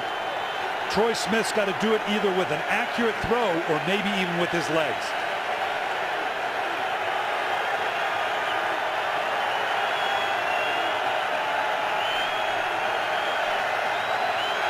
Blitz coming. Smith to a wide open Vernon Davis. And he leaps past midfield, is chopped down at the 45-yard line, and they convert on 3rd down. Same thing we just saw by Green Bay. We saw pressure by the front 4 or the front 7 in this instance. Troy Smith staying in the pocket. They had to play zone behind it and found an open Vernon Davis. You can see here, this is the same thing we just saw. Watch them dancing around. Here comes the pressure on the inside. They're moving Clay Matthews. They bring a good solid rush, and the quarterback finds Vernon Davis for the 1st down. Dixon bounces off a couple of tackles and slips his way down to the 41-yard line.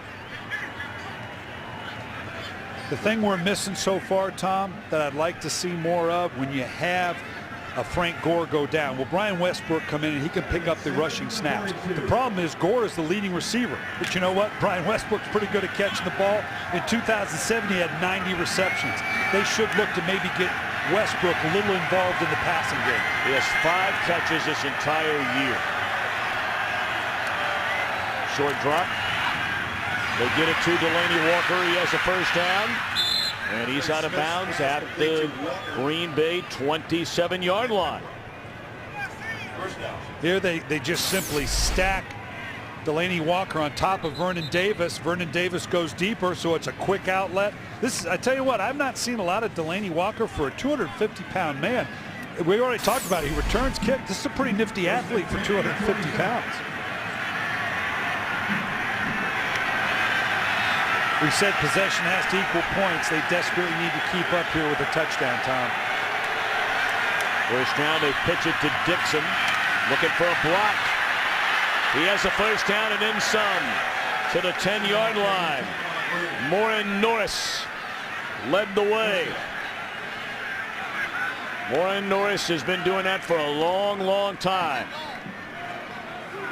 Well, you talk about 10th year in the league. When you're a fullback and you take the punishing that you do as a fullback to last 10 years, that says a lot about that young man.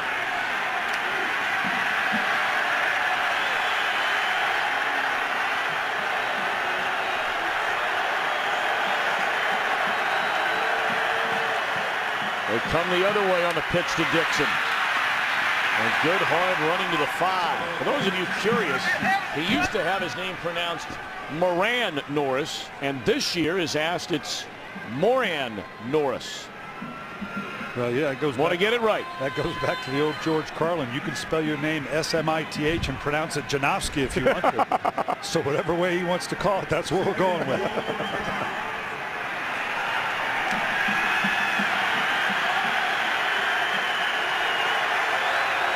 We're spreading this thing out. I'm still not sure we won't get a little trap or a draw here. A lot of bodies up in there. 2nd and goal. And Westbrook just nowhere to go. 3rd and goal. Yeah, the Packers were having none of that. The 49ers have been pounding the ball. They spread it out, trying to convince them they were going to throw the ball down the field. I don't know that you're going to put the ball in the hands of Troy Smith in that situation. Packers all over that, kept the box firm to stop the run. All right, what are you going to do now if you're San Francisco? You probably need to get Troy Smith outside the edge, either with a play fake or rolling to one side or the other. Let him throw what he sees rather than trying to make that subtle nuance of a throw. You called it. They roll him out to the right. And he misses badly on the attempt to Crabtree. Wait a minute now. Field goal unit coming out. The officials started to convene and they quickly break up. No flag on the play, so a field goal attempt upcoming for Reed, who is 2 for 2 in his first game today as a 49er after being signed 2 days ago. Reed won a pair of Super Bowl rings with the Steelers. Only missed 4 field goals all of last year. But he missed all 4 attempts between 40 and 49 yards this year, including 2 in a loss to Baltimore. And they cut him loose at 3 of 3 today.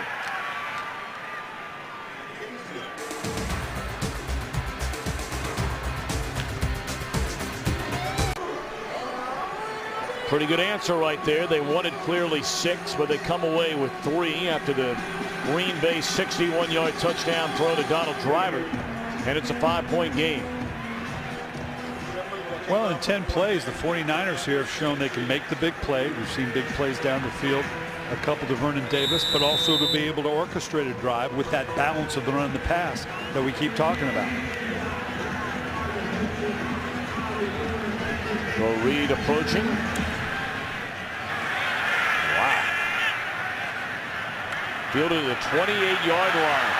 And then cutting it back across the 40 is James Starks. And is tackled at the 45. Great field position for Rodgers in the Packers offense. 49ers on defense, trailing 21-16. And Aaron Rodgers will hand it to Starks. And he is met by Deshaun Goldson after a 4-yard pickup. I want to do a Billick one-on-one for you here, Tom, because Aaron Rodgers and Mike McCarthy, their passing game's based on 3 things. One is spacing. They get that done by personnel and formations. Then it's timing, both the deep and the intermediate to the drop-off routes underneath, and then accuracy. That's what it's about in the NFL right now, the ability to put the ball not only where it belongs, but to give the ball carrier a chance to get yards after the catch. It's classic Bill Walsh football.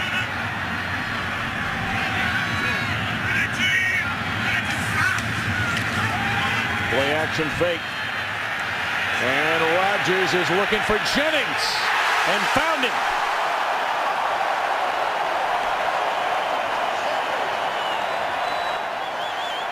Wow, what a great throw. What a great catch.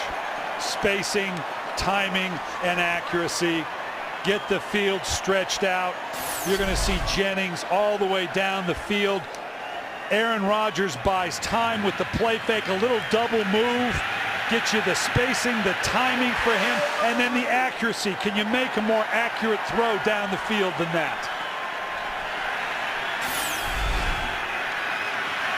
First and goal of the 3.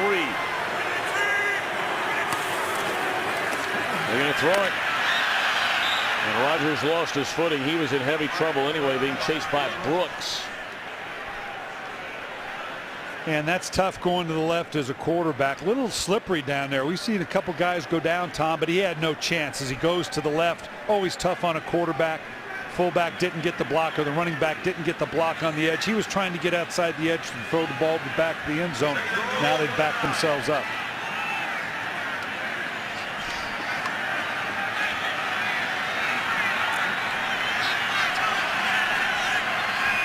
Second and goal. Spacing. Let's see if they get the timing and accuracy.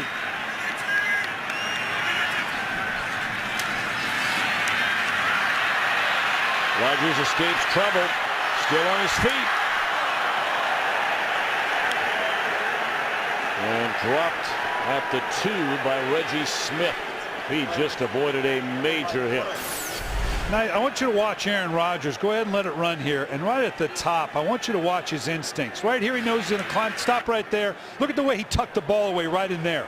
Put it into the body. He's not going to risk the turnover. We've seen how efficient he is in the red zone.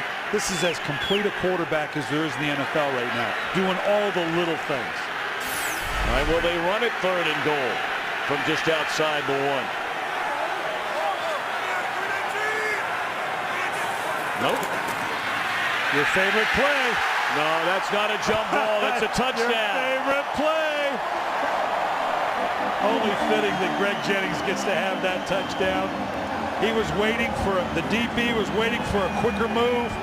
Aaron Rodgers putting it up nice and tight. Look at the DB at the top. He looked like he was playing for the possible inside. Just that stutter step. He jammed, was going to cut off the slant. Jennings in the back of the end zone. Beautiful. What do we say? Spacing, timing. That's all timing right there. Beautiful play.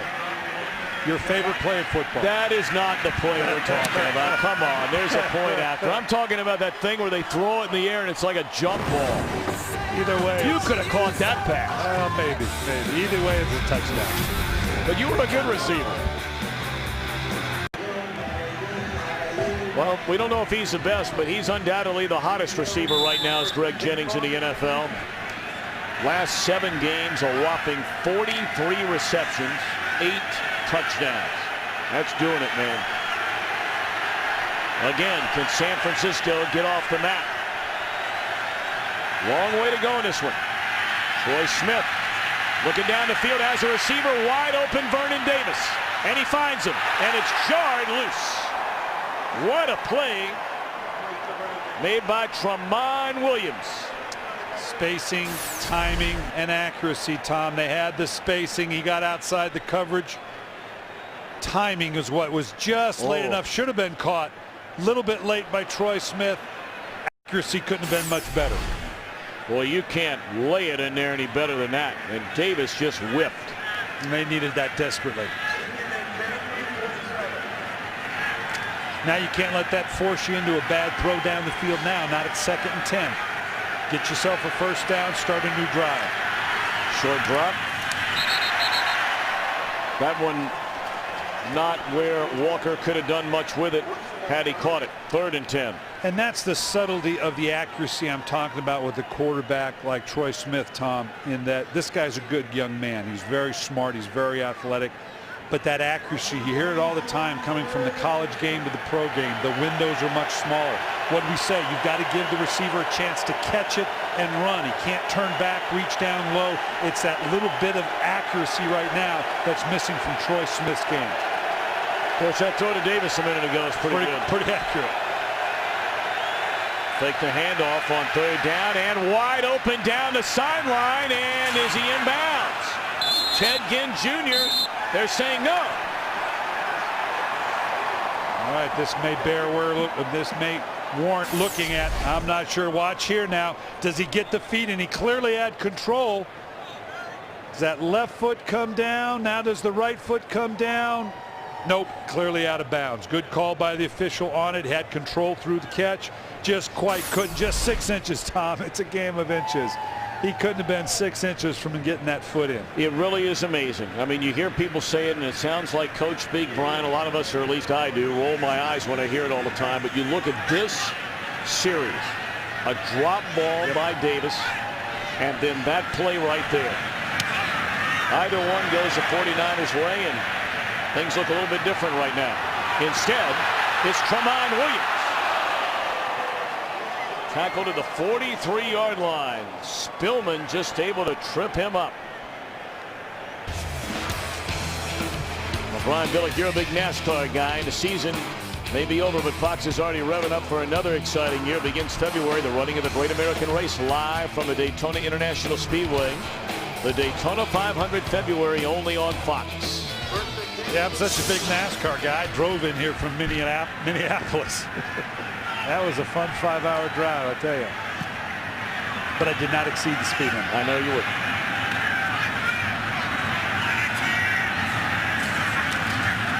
Starks to the 39. You know, we talk about the ability of the Packers to run the ball or not run the ball. This is the point in the game, 2:50 in the 3rd quarter. You've had a couple big plays. You're up by 12 points. You'd love to just pound away. You'd love to orchestrate a 6, 7, 8 play drive, run it on 1st, run on 2nd, convert on 3rd if you have to. That's the thing that Mike McCarthy would love to do right now. You look freezing.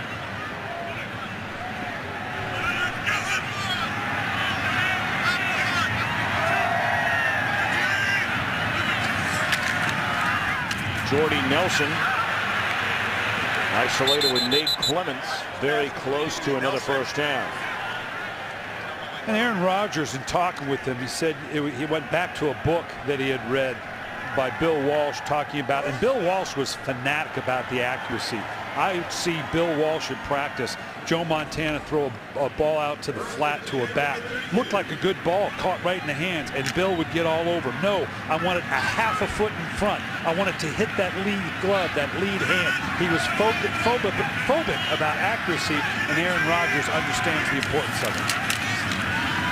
Of course, Bill Walsh, the legendary head coach of the San Francisco 49ers for so many years, and there may be some back in the Bay Area, Brian, that don't realize how close you were to Bill Walsh. Well, Bill Walsh was a real mentor, brought me into the organization administratively early on in his first 2 years there. I left there to go back into coaching, and then later on connected with Bill when he approached me and said, look, I'd like to put a book together on the profession. Would you like to do it with me? I think, do you want to sit with Bill Walsh for an entire offseason and talk football? Yeah, I think I'd like to do that.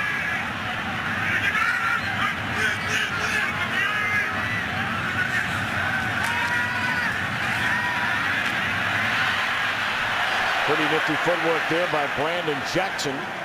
And he's close to another first down depending on the spot. Needed to get just inside the 23. Nice job. Just again, this is their extended, what we used to call exos. Extended handoffs. This is the same as handing off a draw. This is what the Packer offense is about right now. And let's keep in mind now, over the last couple of years, teams like Indianapolis, San Diego, Arizona with Kurt Warner, they've gone on a pretty good run here without, and they were 30th, 31st, 32nd in the league in rushing. I don't know if that's going to play out this year because I think you have to have more balance, but this Packer team's good enough to do it the way they're doing now. Turn on 3rd and the yard, converts.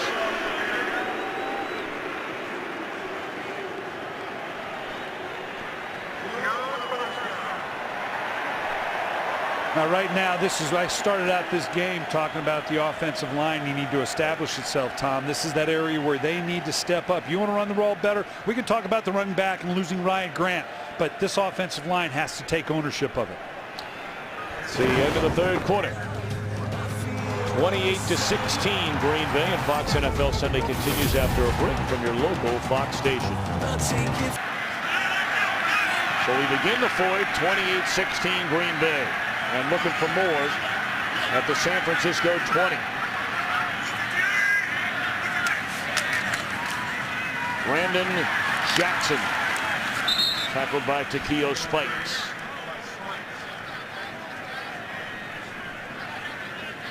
Right now, Aaron Rodgers is playing that game. They want to run the ball. That was a checked play.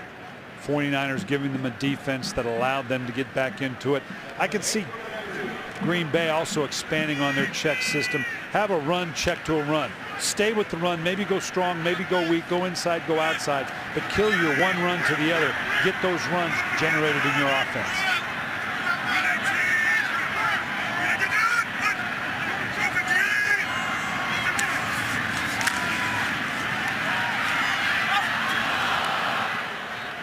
Third down. Been back and forth all day long, and the motor's shitty. 8:39 to go, and the Bears with a 4-point lead over the Lions. I don't think Mike McCarthy's looking up to the scoreboard for that score, but he might like to know it. Yeah, and you know what? You say you don't, but you got to be. Particularly here, these scoreboards, they got the scores everywhere. It's hard not to take notice of it sometimes.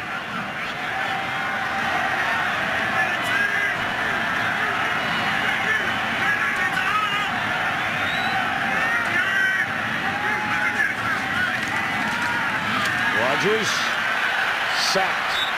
Travis LaVoy, Bay Area product from Marin Catholic High School. Nice pressure coming from the outside with Brooks and LaVoy. LaVoy, a first-round draft choice. This is good pressure by a 4-man rush. Contained on the edges, put pressure up the middle. Aaron Rodgers didn't have any way to go. Look how quickly he pulls the back in. He wasn't going to get the ball turned over and take 3 points off the board. 43-yard field goal attempt now from Mason Crosby. And he missed a short one early and drills this one through the uprights to make it a 31-16 lead.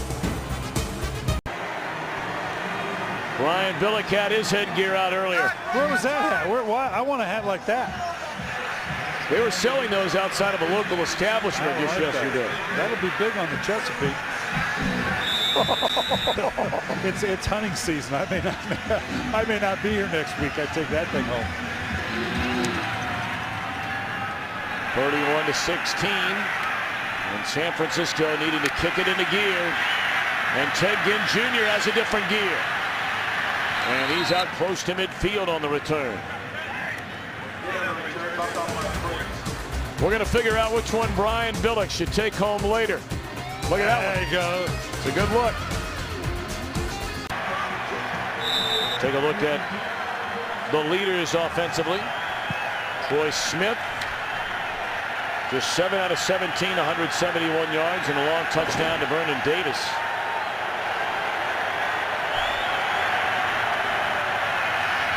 There's a big drop on that last San Francisco possession by Davis. It would have put the ball inside the 20-yard line. You know, in San Francisco, it's kind of between a rock and a hard place. Troy Smith really is at his best when you spread it out. They've had success putting the 2 tight ends in, the 2 backs, but now with this score differential, we may see them spread it out a little bit, and that's something Troy Smith's very comfortable with. Takes him back to his Ohio State days.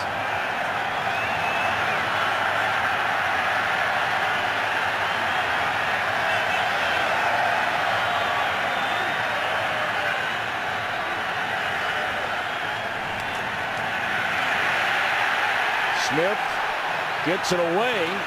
It's caught by Dixon. He loses his footing as he tries to cut it back up the field. Matthews, for the first time today, creating some problems for Troy Smith. Just coming off the edge against the rookie Davis. He's not a rookie anymore, not this late in the season. Pretty good job.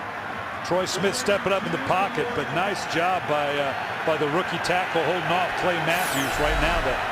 One of the best rushmen in the National Football League. Been quiet for a couple of weeks, been playing with a very tender shin after missing a game with a hamstring. Smith will not escape trouble this time.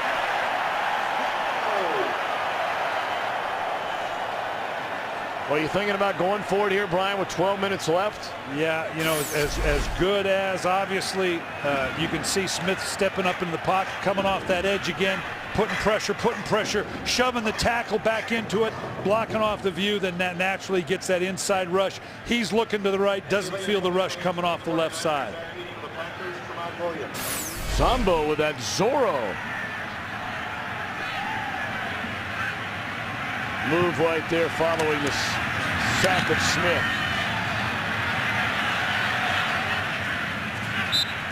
Andy Lee upset with himself for punting that one into the end zone.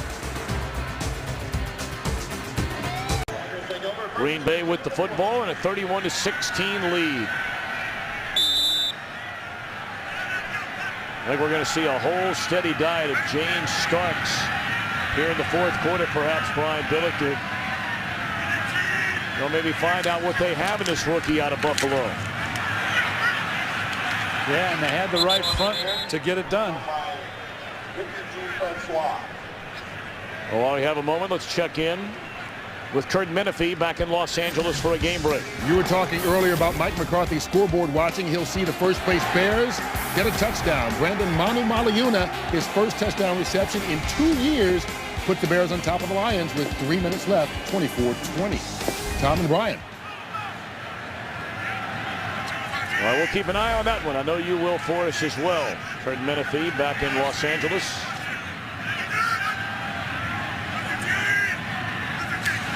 The 11 minutes to play. And Starks into the secondary, still on his feet. Up to the 47-yard line. He ran right through Patrick Willis.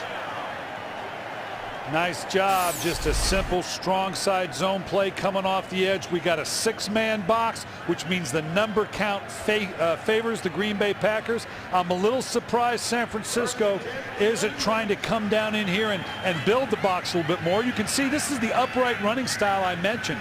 Doesn't mean he can't be a good back. You'd like to see him carry his pads a little lower, if for no other reason, just to stay healthy.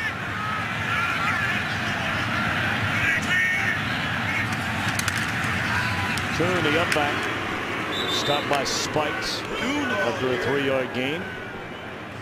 Another big day offensively for the Green Bay Packers. They've racked up nearly 370 yards of offense, most of it through the air, although Starks, after that 16-yard run, is averaging almost 5 yards a carry. And Jennings, another monster game. Well, you got the sense from Mike McCarthy they were very hopeful that James Starks could be that spark for them, a guy that you could give the ball to maybe 20 times a game and get some proven productivity out of that running game.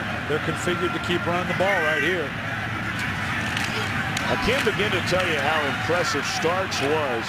And the games that we saw him at Buffalo, Brian, it's when the Big Ten Network was cranking up and he was going up against guys like Wisconsin and guys like Iowa and very good defenses, and obviously they were huge underdogs, but he stood out. Good looking player. Well, they need him desperately. Has a nice changeup with Brandon Jackson, John Kuhn for the tough inside yardage. They've got the personnel. I keep coming back to the offensive line. You've got to be able to establish with that offensive line. They've got to take responsibility to a degree to get better in the running attack. Third down, blitz coming. And nothing but green in front of him. And he slides his way to a first down. We saw this a couple times here. Obviously he converted there, but this is everything. You look at Aaron Rodgers, it just keeps stacking up over and over and over again as to being a great quarterback. When you have the kind of efficiency he doesn't make mistakes, as you can see here, doesn't throw interceptions, doesn't fumble the ball. He's a complete quarterback. I mean, you took for granted that he had not fumbled the entire year until the game we had him last week, where he fumbled at the 1-yard line. And made the difference in a 3-point game. But give Atlanta credit now that the ball came out to the 20. They marched the length of the field and scored with it as well. But you're right, had he been able to hold on to that, what would have happened with that game? Well, you take a look at the NFC and all of the teams that are, involved in the playoff hunt. Packers are one of 4 NFC teams with 4 losses. They're joined by Philadelphia, the New York Giants, and Tampa Bay. They have Atlanta with the best record in the conference at 9-2, followed by Chicago with 3 losses. So, Brian, someone's going to win the NFC West. Might be the Niners, might be St. Louis, might be Seattle. Let me ask you this, because I've had this conversation. Should the league think about reseeding the playoff picture? It will be criminal to have a 11-5 Green Bay Packer team, maybe even a 12-4 team, have to go to the NFC West winner at, God forbid, 7-9, 8-8. For competitive balance, do you maybe reseed the playoffs once you get the 6 teams? Well, I'll tell you what, I think this is obviously going to end up being a year where we're going to see something happen that we rarely ever see happen. We'll get back to all this in a minute. So to overhaul the whole thing based on 1 year, we'll talk about it in a minute. 6:45 to play. Green Bay with a first down at the San Francisco 38-yard line.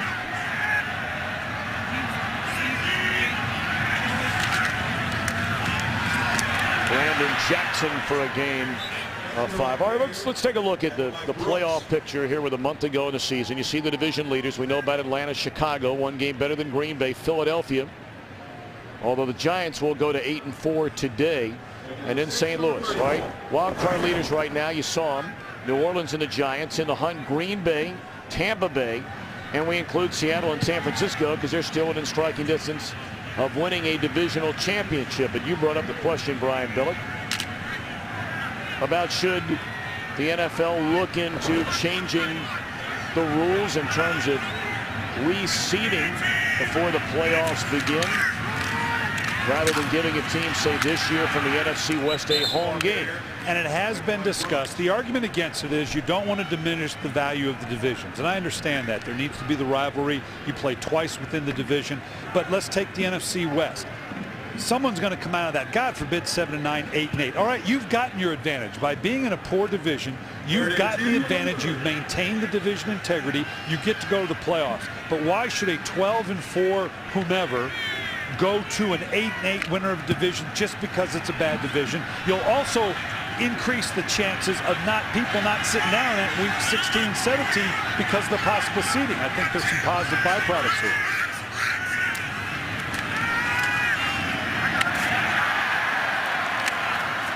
Catch made on the far side of the field by James Jones. Tackled by Willis. And that's another first down. Of course, if this were the NCAA, it'd be real simple. The NFC West, you're not a bowl eligible. I'm Exactly sorry, right. we're just going to take one of these other teams in the way it's gone down. I know it's been discussed in the league before. I don't know if it'll pick up impetus in the offseason. Believe me, if a 7-9 NFC West team gets into the playoffs, that conversation will go on heatedly in the offseason. Will they invite you in to Probably make your not. pick? They didn't listen to me before when I was sitting there. I don't know why they'd listen to me now. Starks.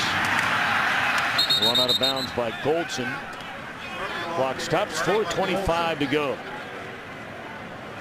Still a tight one in Detroit. At last check, a 4-point lead for the Bears. Green Bay will play Chicago the final game of the regular season here at Lambeau Field. And both got some pretty good obstacles. Chicago still has New England and the Jets to play. Green Bay has New England and the Giants to play. And then they play each other the last game of the season. NFL brilliantly put in all those divisional games in the last weekend. And you just saw it as a final now from Detroit, the Bears winners. So they will maintain a one-game lead in the NFC North. Tackled by Spikes. Some of the numbers early talked about the Giants just blasting Washington, and there's that Chicago win. Cincinnati and New Orleans in a tie. That's a huge game for New Orleans. Yes, it is. Huge game for New Orleans. And how about Kansas City? Only a 4-point lead over Denver. Meanwhile, Tavares Jackson replaces the injured Brett Favre and has led Minnesota to 38 points today.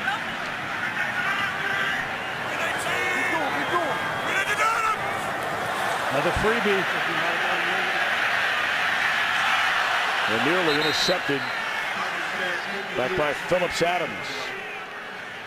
Looks like defense was offsides again. We're going to turn this. Offsides, 99 defense, 5-yard penalty. Third down.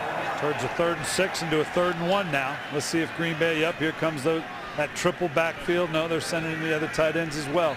This big backfield, see if we can shove the ball up here for a first down.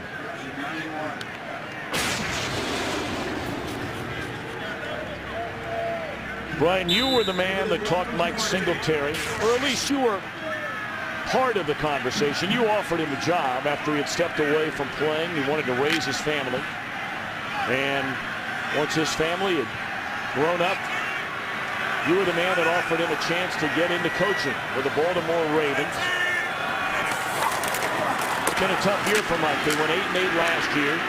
They won 5 of 9 when he took over midway through the 2008 season. A loss today sends them to 4-8 as they convert on that carry by John Kuhn. Hard-nosed running there to get that first down. But you know, for Mike Singletary, is it hard selling your team on the idea that you're 4-8 potentially if you lose here today, but you're still in a divisional race? No, not when you're just one game back.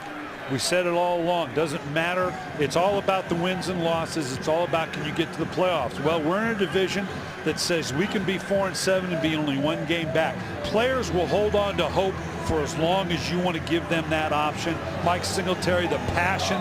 You can see here, the great thing is they still have the division to go through. We're going to be in that Seattle and San Francisco next week for the Seattle game. They got St. Louis and Arizona. As odd as it sounds, they can still be a factor here, and you hold on to that for as long as you possibly can. They'll be getting after it next week in San Francisco. Yeah, I mean, like I said many times, God bless the NFC West. You know, it's a great American story. It is. It is, yeah. 'Cause you could really be bad and still be successful. Look at Wall Street. They're handing out bonuses like lollipops.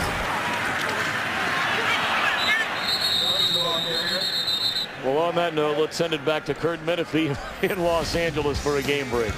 All the Bengals trying to end that 8-game losing streak, down 8 in the fourth quarter, but Cedric Benson scores the touchdown, and because they missed an extra point, they go for 2. They get it. Tying the game at 27. Time permitting, we'll take you out for the finish of that one. 27 all, Saints and Bengals. Tom and Brian. It's been a very difficult year for Carson Palmer and the Bengals. Divisional champions a year ago, and they've lost 8 in a row. Trying to change that right now. You know, we talk about this Packer team. You and I did that New Orleans game. That's a good-looking team.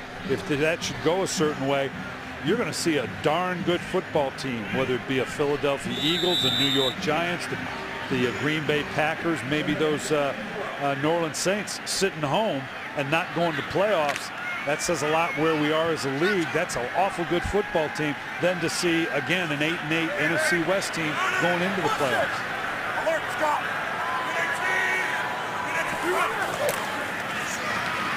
Play action. They lay it off to Quarles. And he is pushed out of bounds. At the 7-yard line. All right, what about Green Bay the rest of the way? They go on the road at Detroit. Yeah. They go on the road. Figures to be bad weather in New England. And then the final 2 of the year, late December, early January, against the Giants and the Bears. Yeah, and you look at that, and that looks like a lot of uphill climbing. But as we said earlier, Chicago has New England at Minnesota, then plays the Jets at home before the Green Bay Packers. They play the Green Bay Packers up here. So both are going to be right there. It just begins in the month of December. The dash for the cash. And Rodgers wants timeout.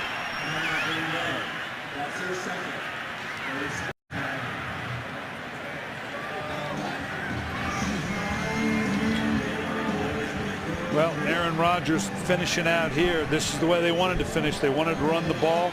The classic 4-minute offense, pushing away San Francisco, looking for any answer it can get. Well, you know, Brian, you take a look here. I think we all agree, and you could say it about a number of teams. The Green Bay Packers can beat anybody, anywhere, at any time. It's just a matter of, as you pointed out a moment ago when we looked inside the NFC playoff picture, here with 4 weeks to go after the conclusion of play this weekend, are they going to have enough wins to get in? Well, it's going to come down to that last wire, and that's just what the league wanted. No one's going to be sitting down in week 16 and 17, and that's a good thing. As I said, there are going to be some pretty good teams sitting at home, and also the home field advantage. You're right. The Green Bay Packers we've seen are as good as anybody in this league, but there is so much balance around the league right now. It is going to go down to the end. All 4 of Green Bay's losses this year by a field goal, 2 of them in overtime. Donald Driver tackled by Phillip Adams. And the field goal unit will come out. You know, a team we haven't even mentioned in that process is the Tampa Bay Buccaneers. How impressive have they been in the run that they're making here? Got a big game with Atlanta that follows us after this game. Tell you what, the NFC, great balance. The AFC the same way. Got some great games coming up on the AFC. Something about the West. The AFC West is no better than the NFC West. Although San Diego's coming on strong. Yes, they are. They're a scary football team. Hey, what about your old team now, before we get to this field goal? The Ravens and the Steelers. Can you talk about that rivalry? I tell you what, and I'm biased because I was a part of it for 9 years, but I don't think there's a more physical, more intense rivalry. These guys, the old yell, they don't like one another. They respect the heck out of one another. You need to go see one of these games because it is a knockdown, drag-out fight. 24-yard field goal try by Mason Crosby. And it is good. So that'll make it a 34-16 spread. Brian, we've talked so much about hats, and you came on the air today wearing that hat. Well, we found one just for you. That's my new hat. Here it is right here. It's a green meanie. That's the Grinch. You gonna put that on? Sure. Let's take a look here. Okay, wait, how's this fit? Take a look. See, make sure we get the. Is that a good look? This is when the score is 34-16. This is what your career goes to. I used to be somebody.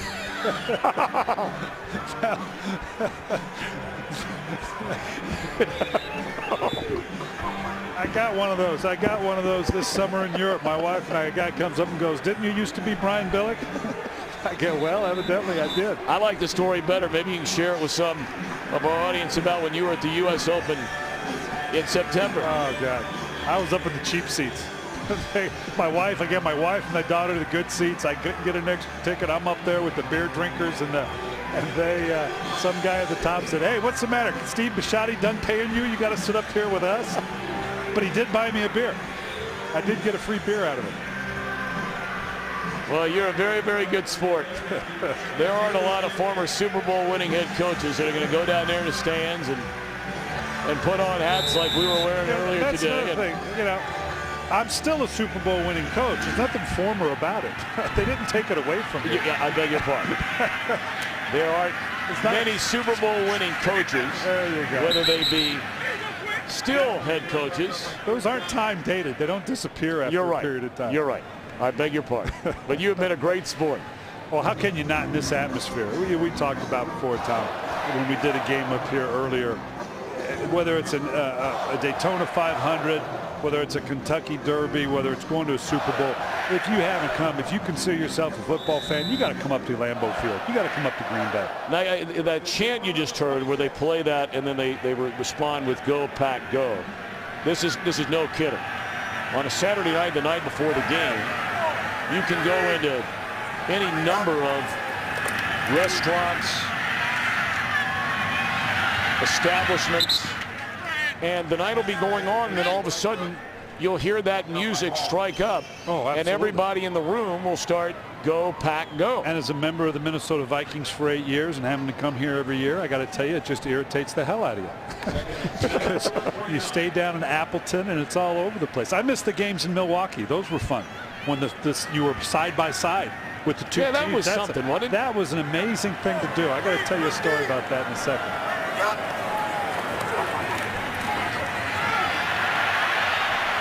Roy Smith been under heavy pressure all day today. Fires that one down the field, incomplete. So what about Milwaukee? That was at Old County Stadium. Oh, yeah, and you're standing. Both teams are on the same sideline, for those who don't remember. And I'm the coordinator for the Minnesota Vikings, and I'm standing as close to Mike Holmgren as you and I are standing together with one another. And I call a screen down on the 10-yard line. Mike Holmgren looks at me and goes, "Really? A screen now?" I panic. I call timeout.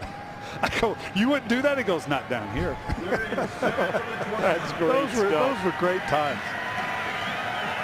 Well, you guys could score some points now. Oh, I had a great group, boy. I just stayed out of their way, and that was the secret with that group.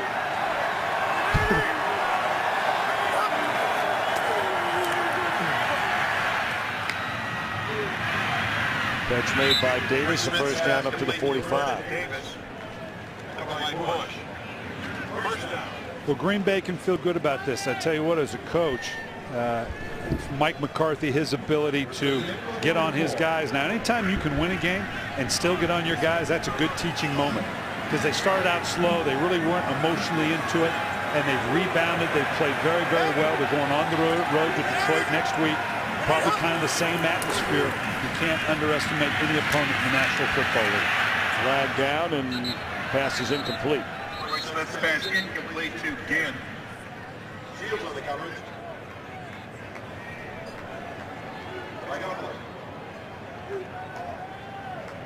Illegal formation. Number 76 was not on the line of scrimmage. Penalties declined. Second down.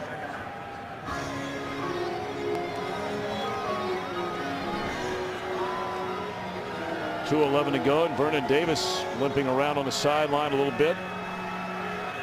He has 4 catches for 126 yards in the game today. Today's game being produced by Bob Stenner and directed by Rich Dewey. Our technical producer is Bob Muller. And our technical director is Glenn Wilhelm. Our associate director, Wayne Wilson, and our broadcast associate, Bill Cullen. That one is incomplete. Clock stops at 2:04. by Williams. Up here in the booth, we thank Tom Barbary, our statistician, our spotter Scott Snyder, our studio show produced by Scott Ackerson. Studio technical supervisor is Jack Simmons, and the supervisor of remote field operations is Jerry Steinberg. And as always, we thank the PR directors from both teams. Bob Lang of the 49ers and our good buddy Jeff Blum here in Green Bay. Does a great job. Yep. Does a great job with everything that they do, from the media book that they hand out to the hospitality they provide us when we come in and visit with the players.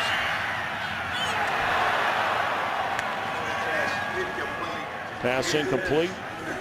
And that brings us to the 2-minute warning. Packers will go to 8-4 when all is said and done.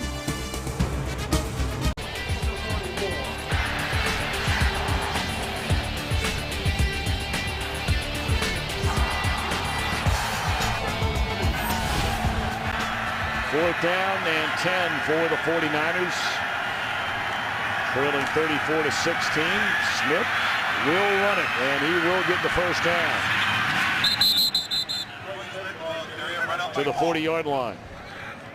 Cullen Jenkins had to limp off the field a moment ago, and he's on his way, it appears, back to the locker room. He's been playing with an injured calf for the better part of 3 weeks. Yeah, you watch him get down. He just gets down in his stance, comes straight up. This is not, pushes off it right there. Looks back like he stepped in a hole or something.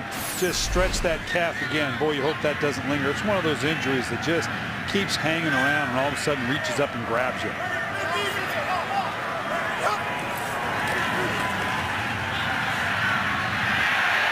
Smith sacked for the 4th time today. This one by B.J. Raji. Another big day for Aaron Rodgers. Well, look at that efficiency. 21 of 30. Wow. And again, his favorite target is Greg Jennings. Green Bay's run it much better today. 138 rushing yards. Smith. Is that intercepted? Flag down on the play. Nick Collins came up with a football, and again we wait on the flag.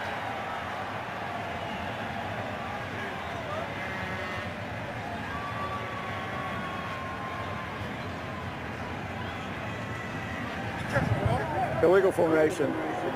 Offense. Not enough men on the line of scrimmage. Penalty is declined. First down.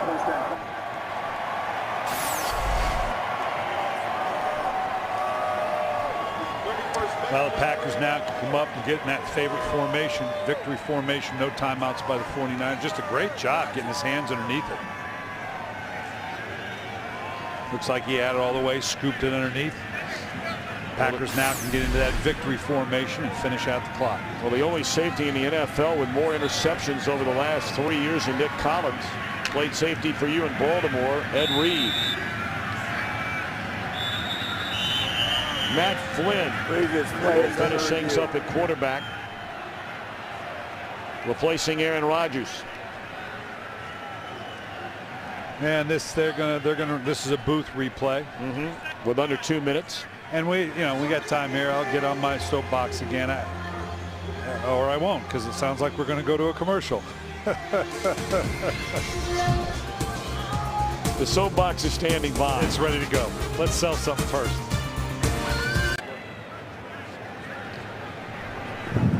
After reviewing the play, the ruling on the field stands. First down. Let's quickly go to Los Angeles and check in with Curt Menefee. All right, down 3. The Saints line up on 4th and 2 and draw the Bengals offside with 34 seconds left. Can you believe that? Next play, Drew Brees to Marcus Colston, and they take the lead 34-30. A huge mistake by the Bengals. Ron and John, pardon me, Tom and Brian. There's a reason why you've lost 8 in a row. Yeah, mistakes like that. Boy. So Green Bay will run off the final minute. And we said it all game long, a 4-8 San Francisco team is not out of it, but that is a tougher sell now to hold your troops together, notwithstanding how the other games go with Seattle and St. Louis. But this is a tough sell for Mike Singletary and the 49ers. But we're going to see him next week, and they have a chance to impact the division, see if they can crawl back into it. Did you want to jump on a soapbox very quickly before we get out of here today? Just about the replay. Let's get rid of the peep show on the sideline. Let's just go with the booth replays the whole way. We don't even have to include the official going to the sideline. We got the technology now. Let's just make it free flowing, and I'll just have that other set of eyes up in the booth. Well, Brian Billick, we're going to get down to the final 4 weeks of the season, and the race for the playoffs in the NFC is really going to be something to watch. You and I will see the 49ers next weekend out in San Francisco against Seattle. And again, notwithstanding how those games go, it can be for the division, and that's all you hope for. You keep, you don't give up hope until it's absolutely gone. All right, 34-16 our final. We go to the AT&T game break.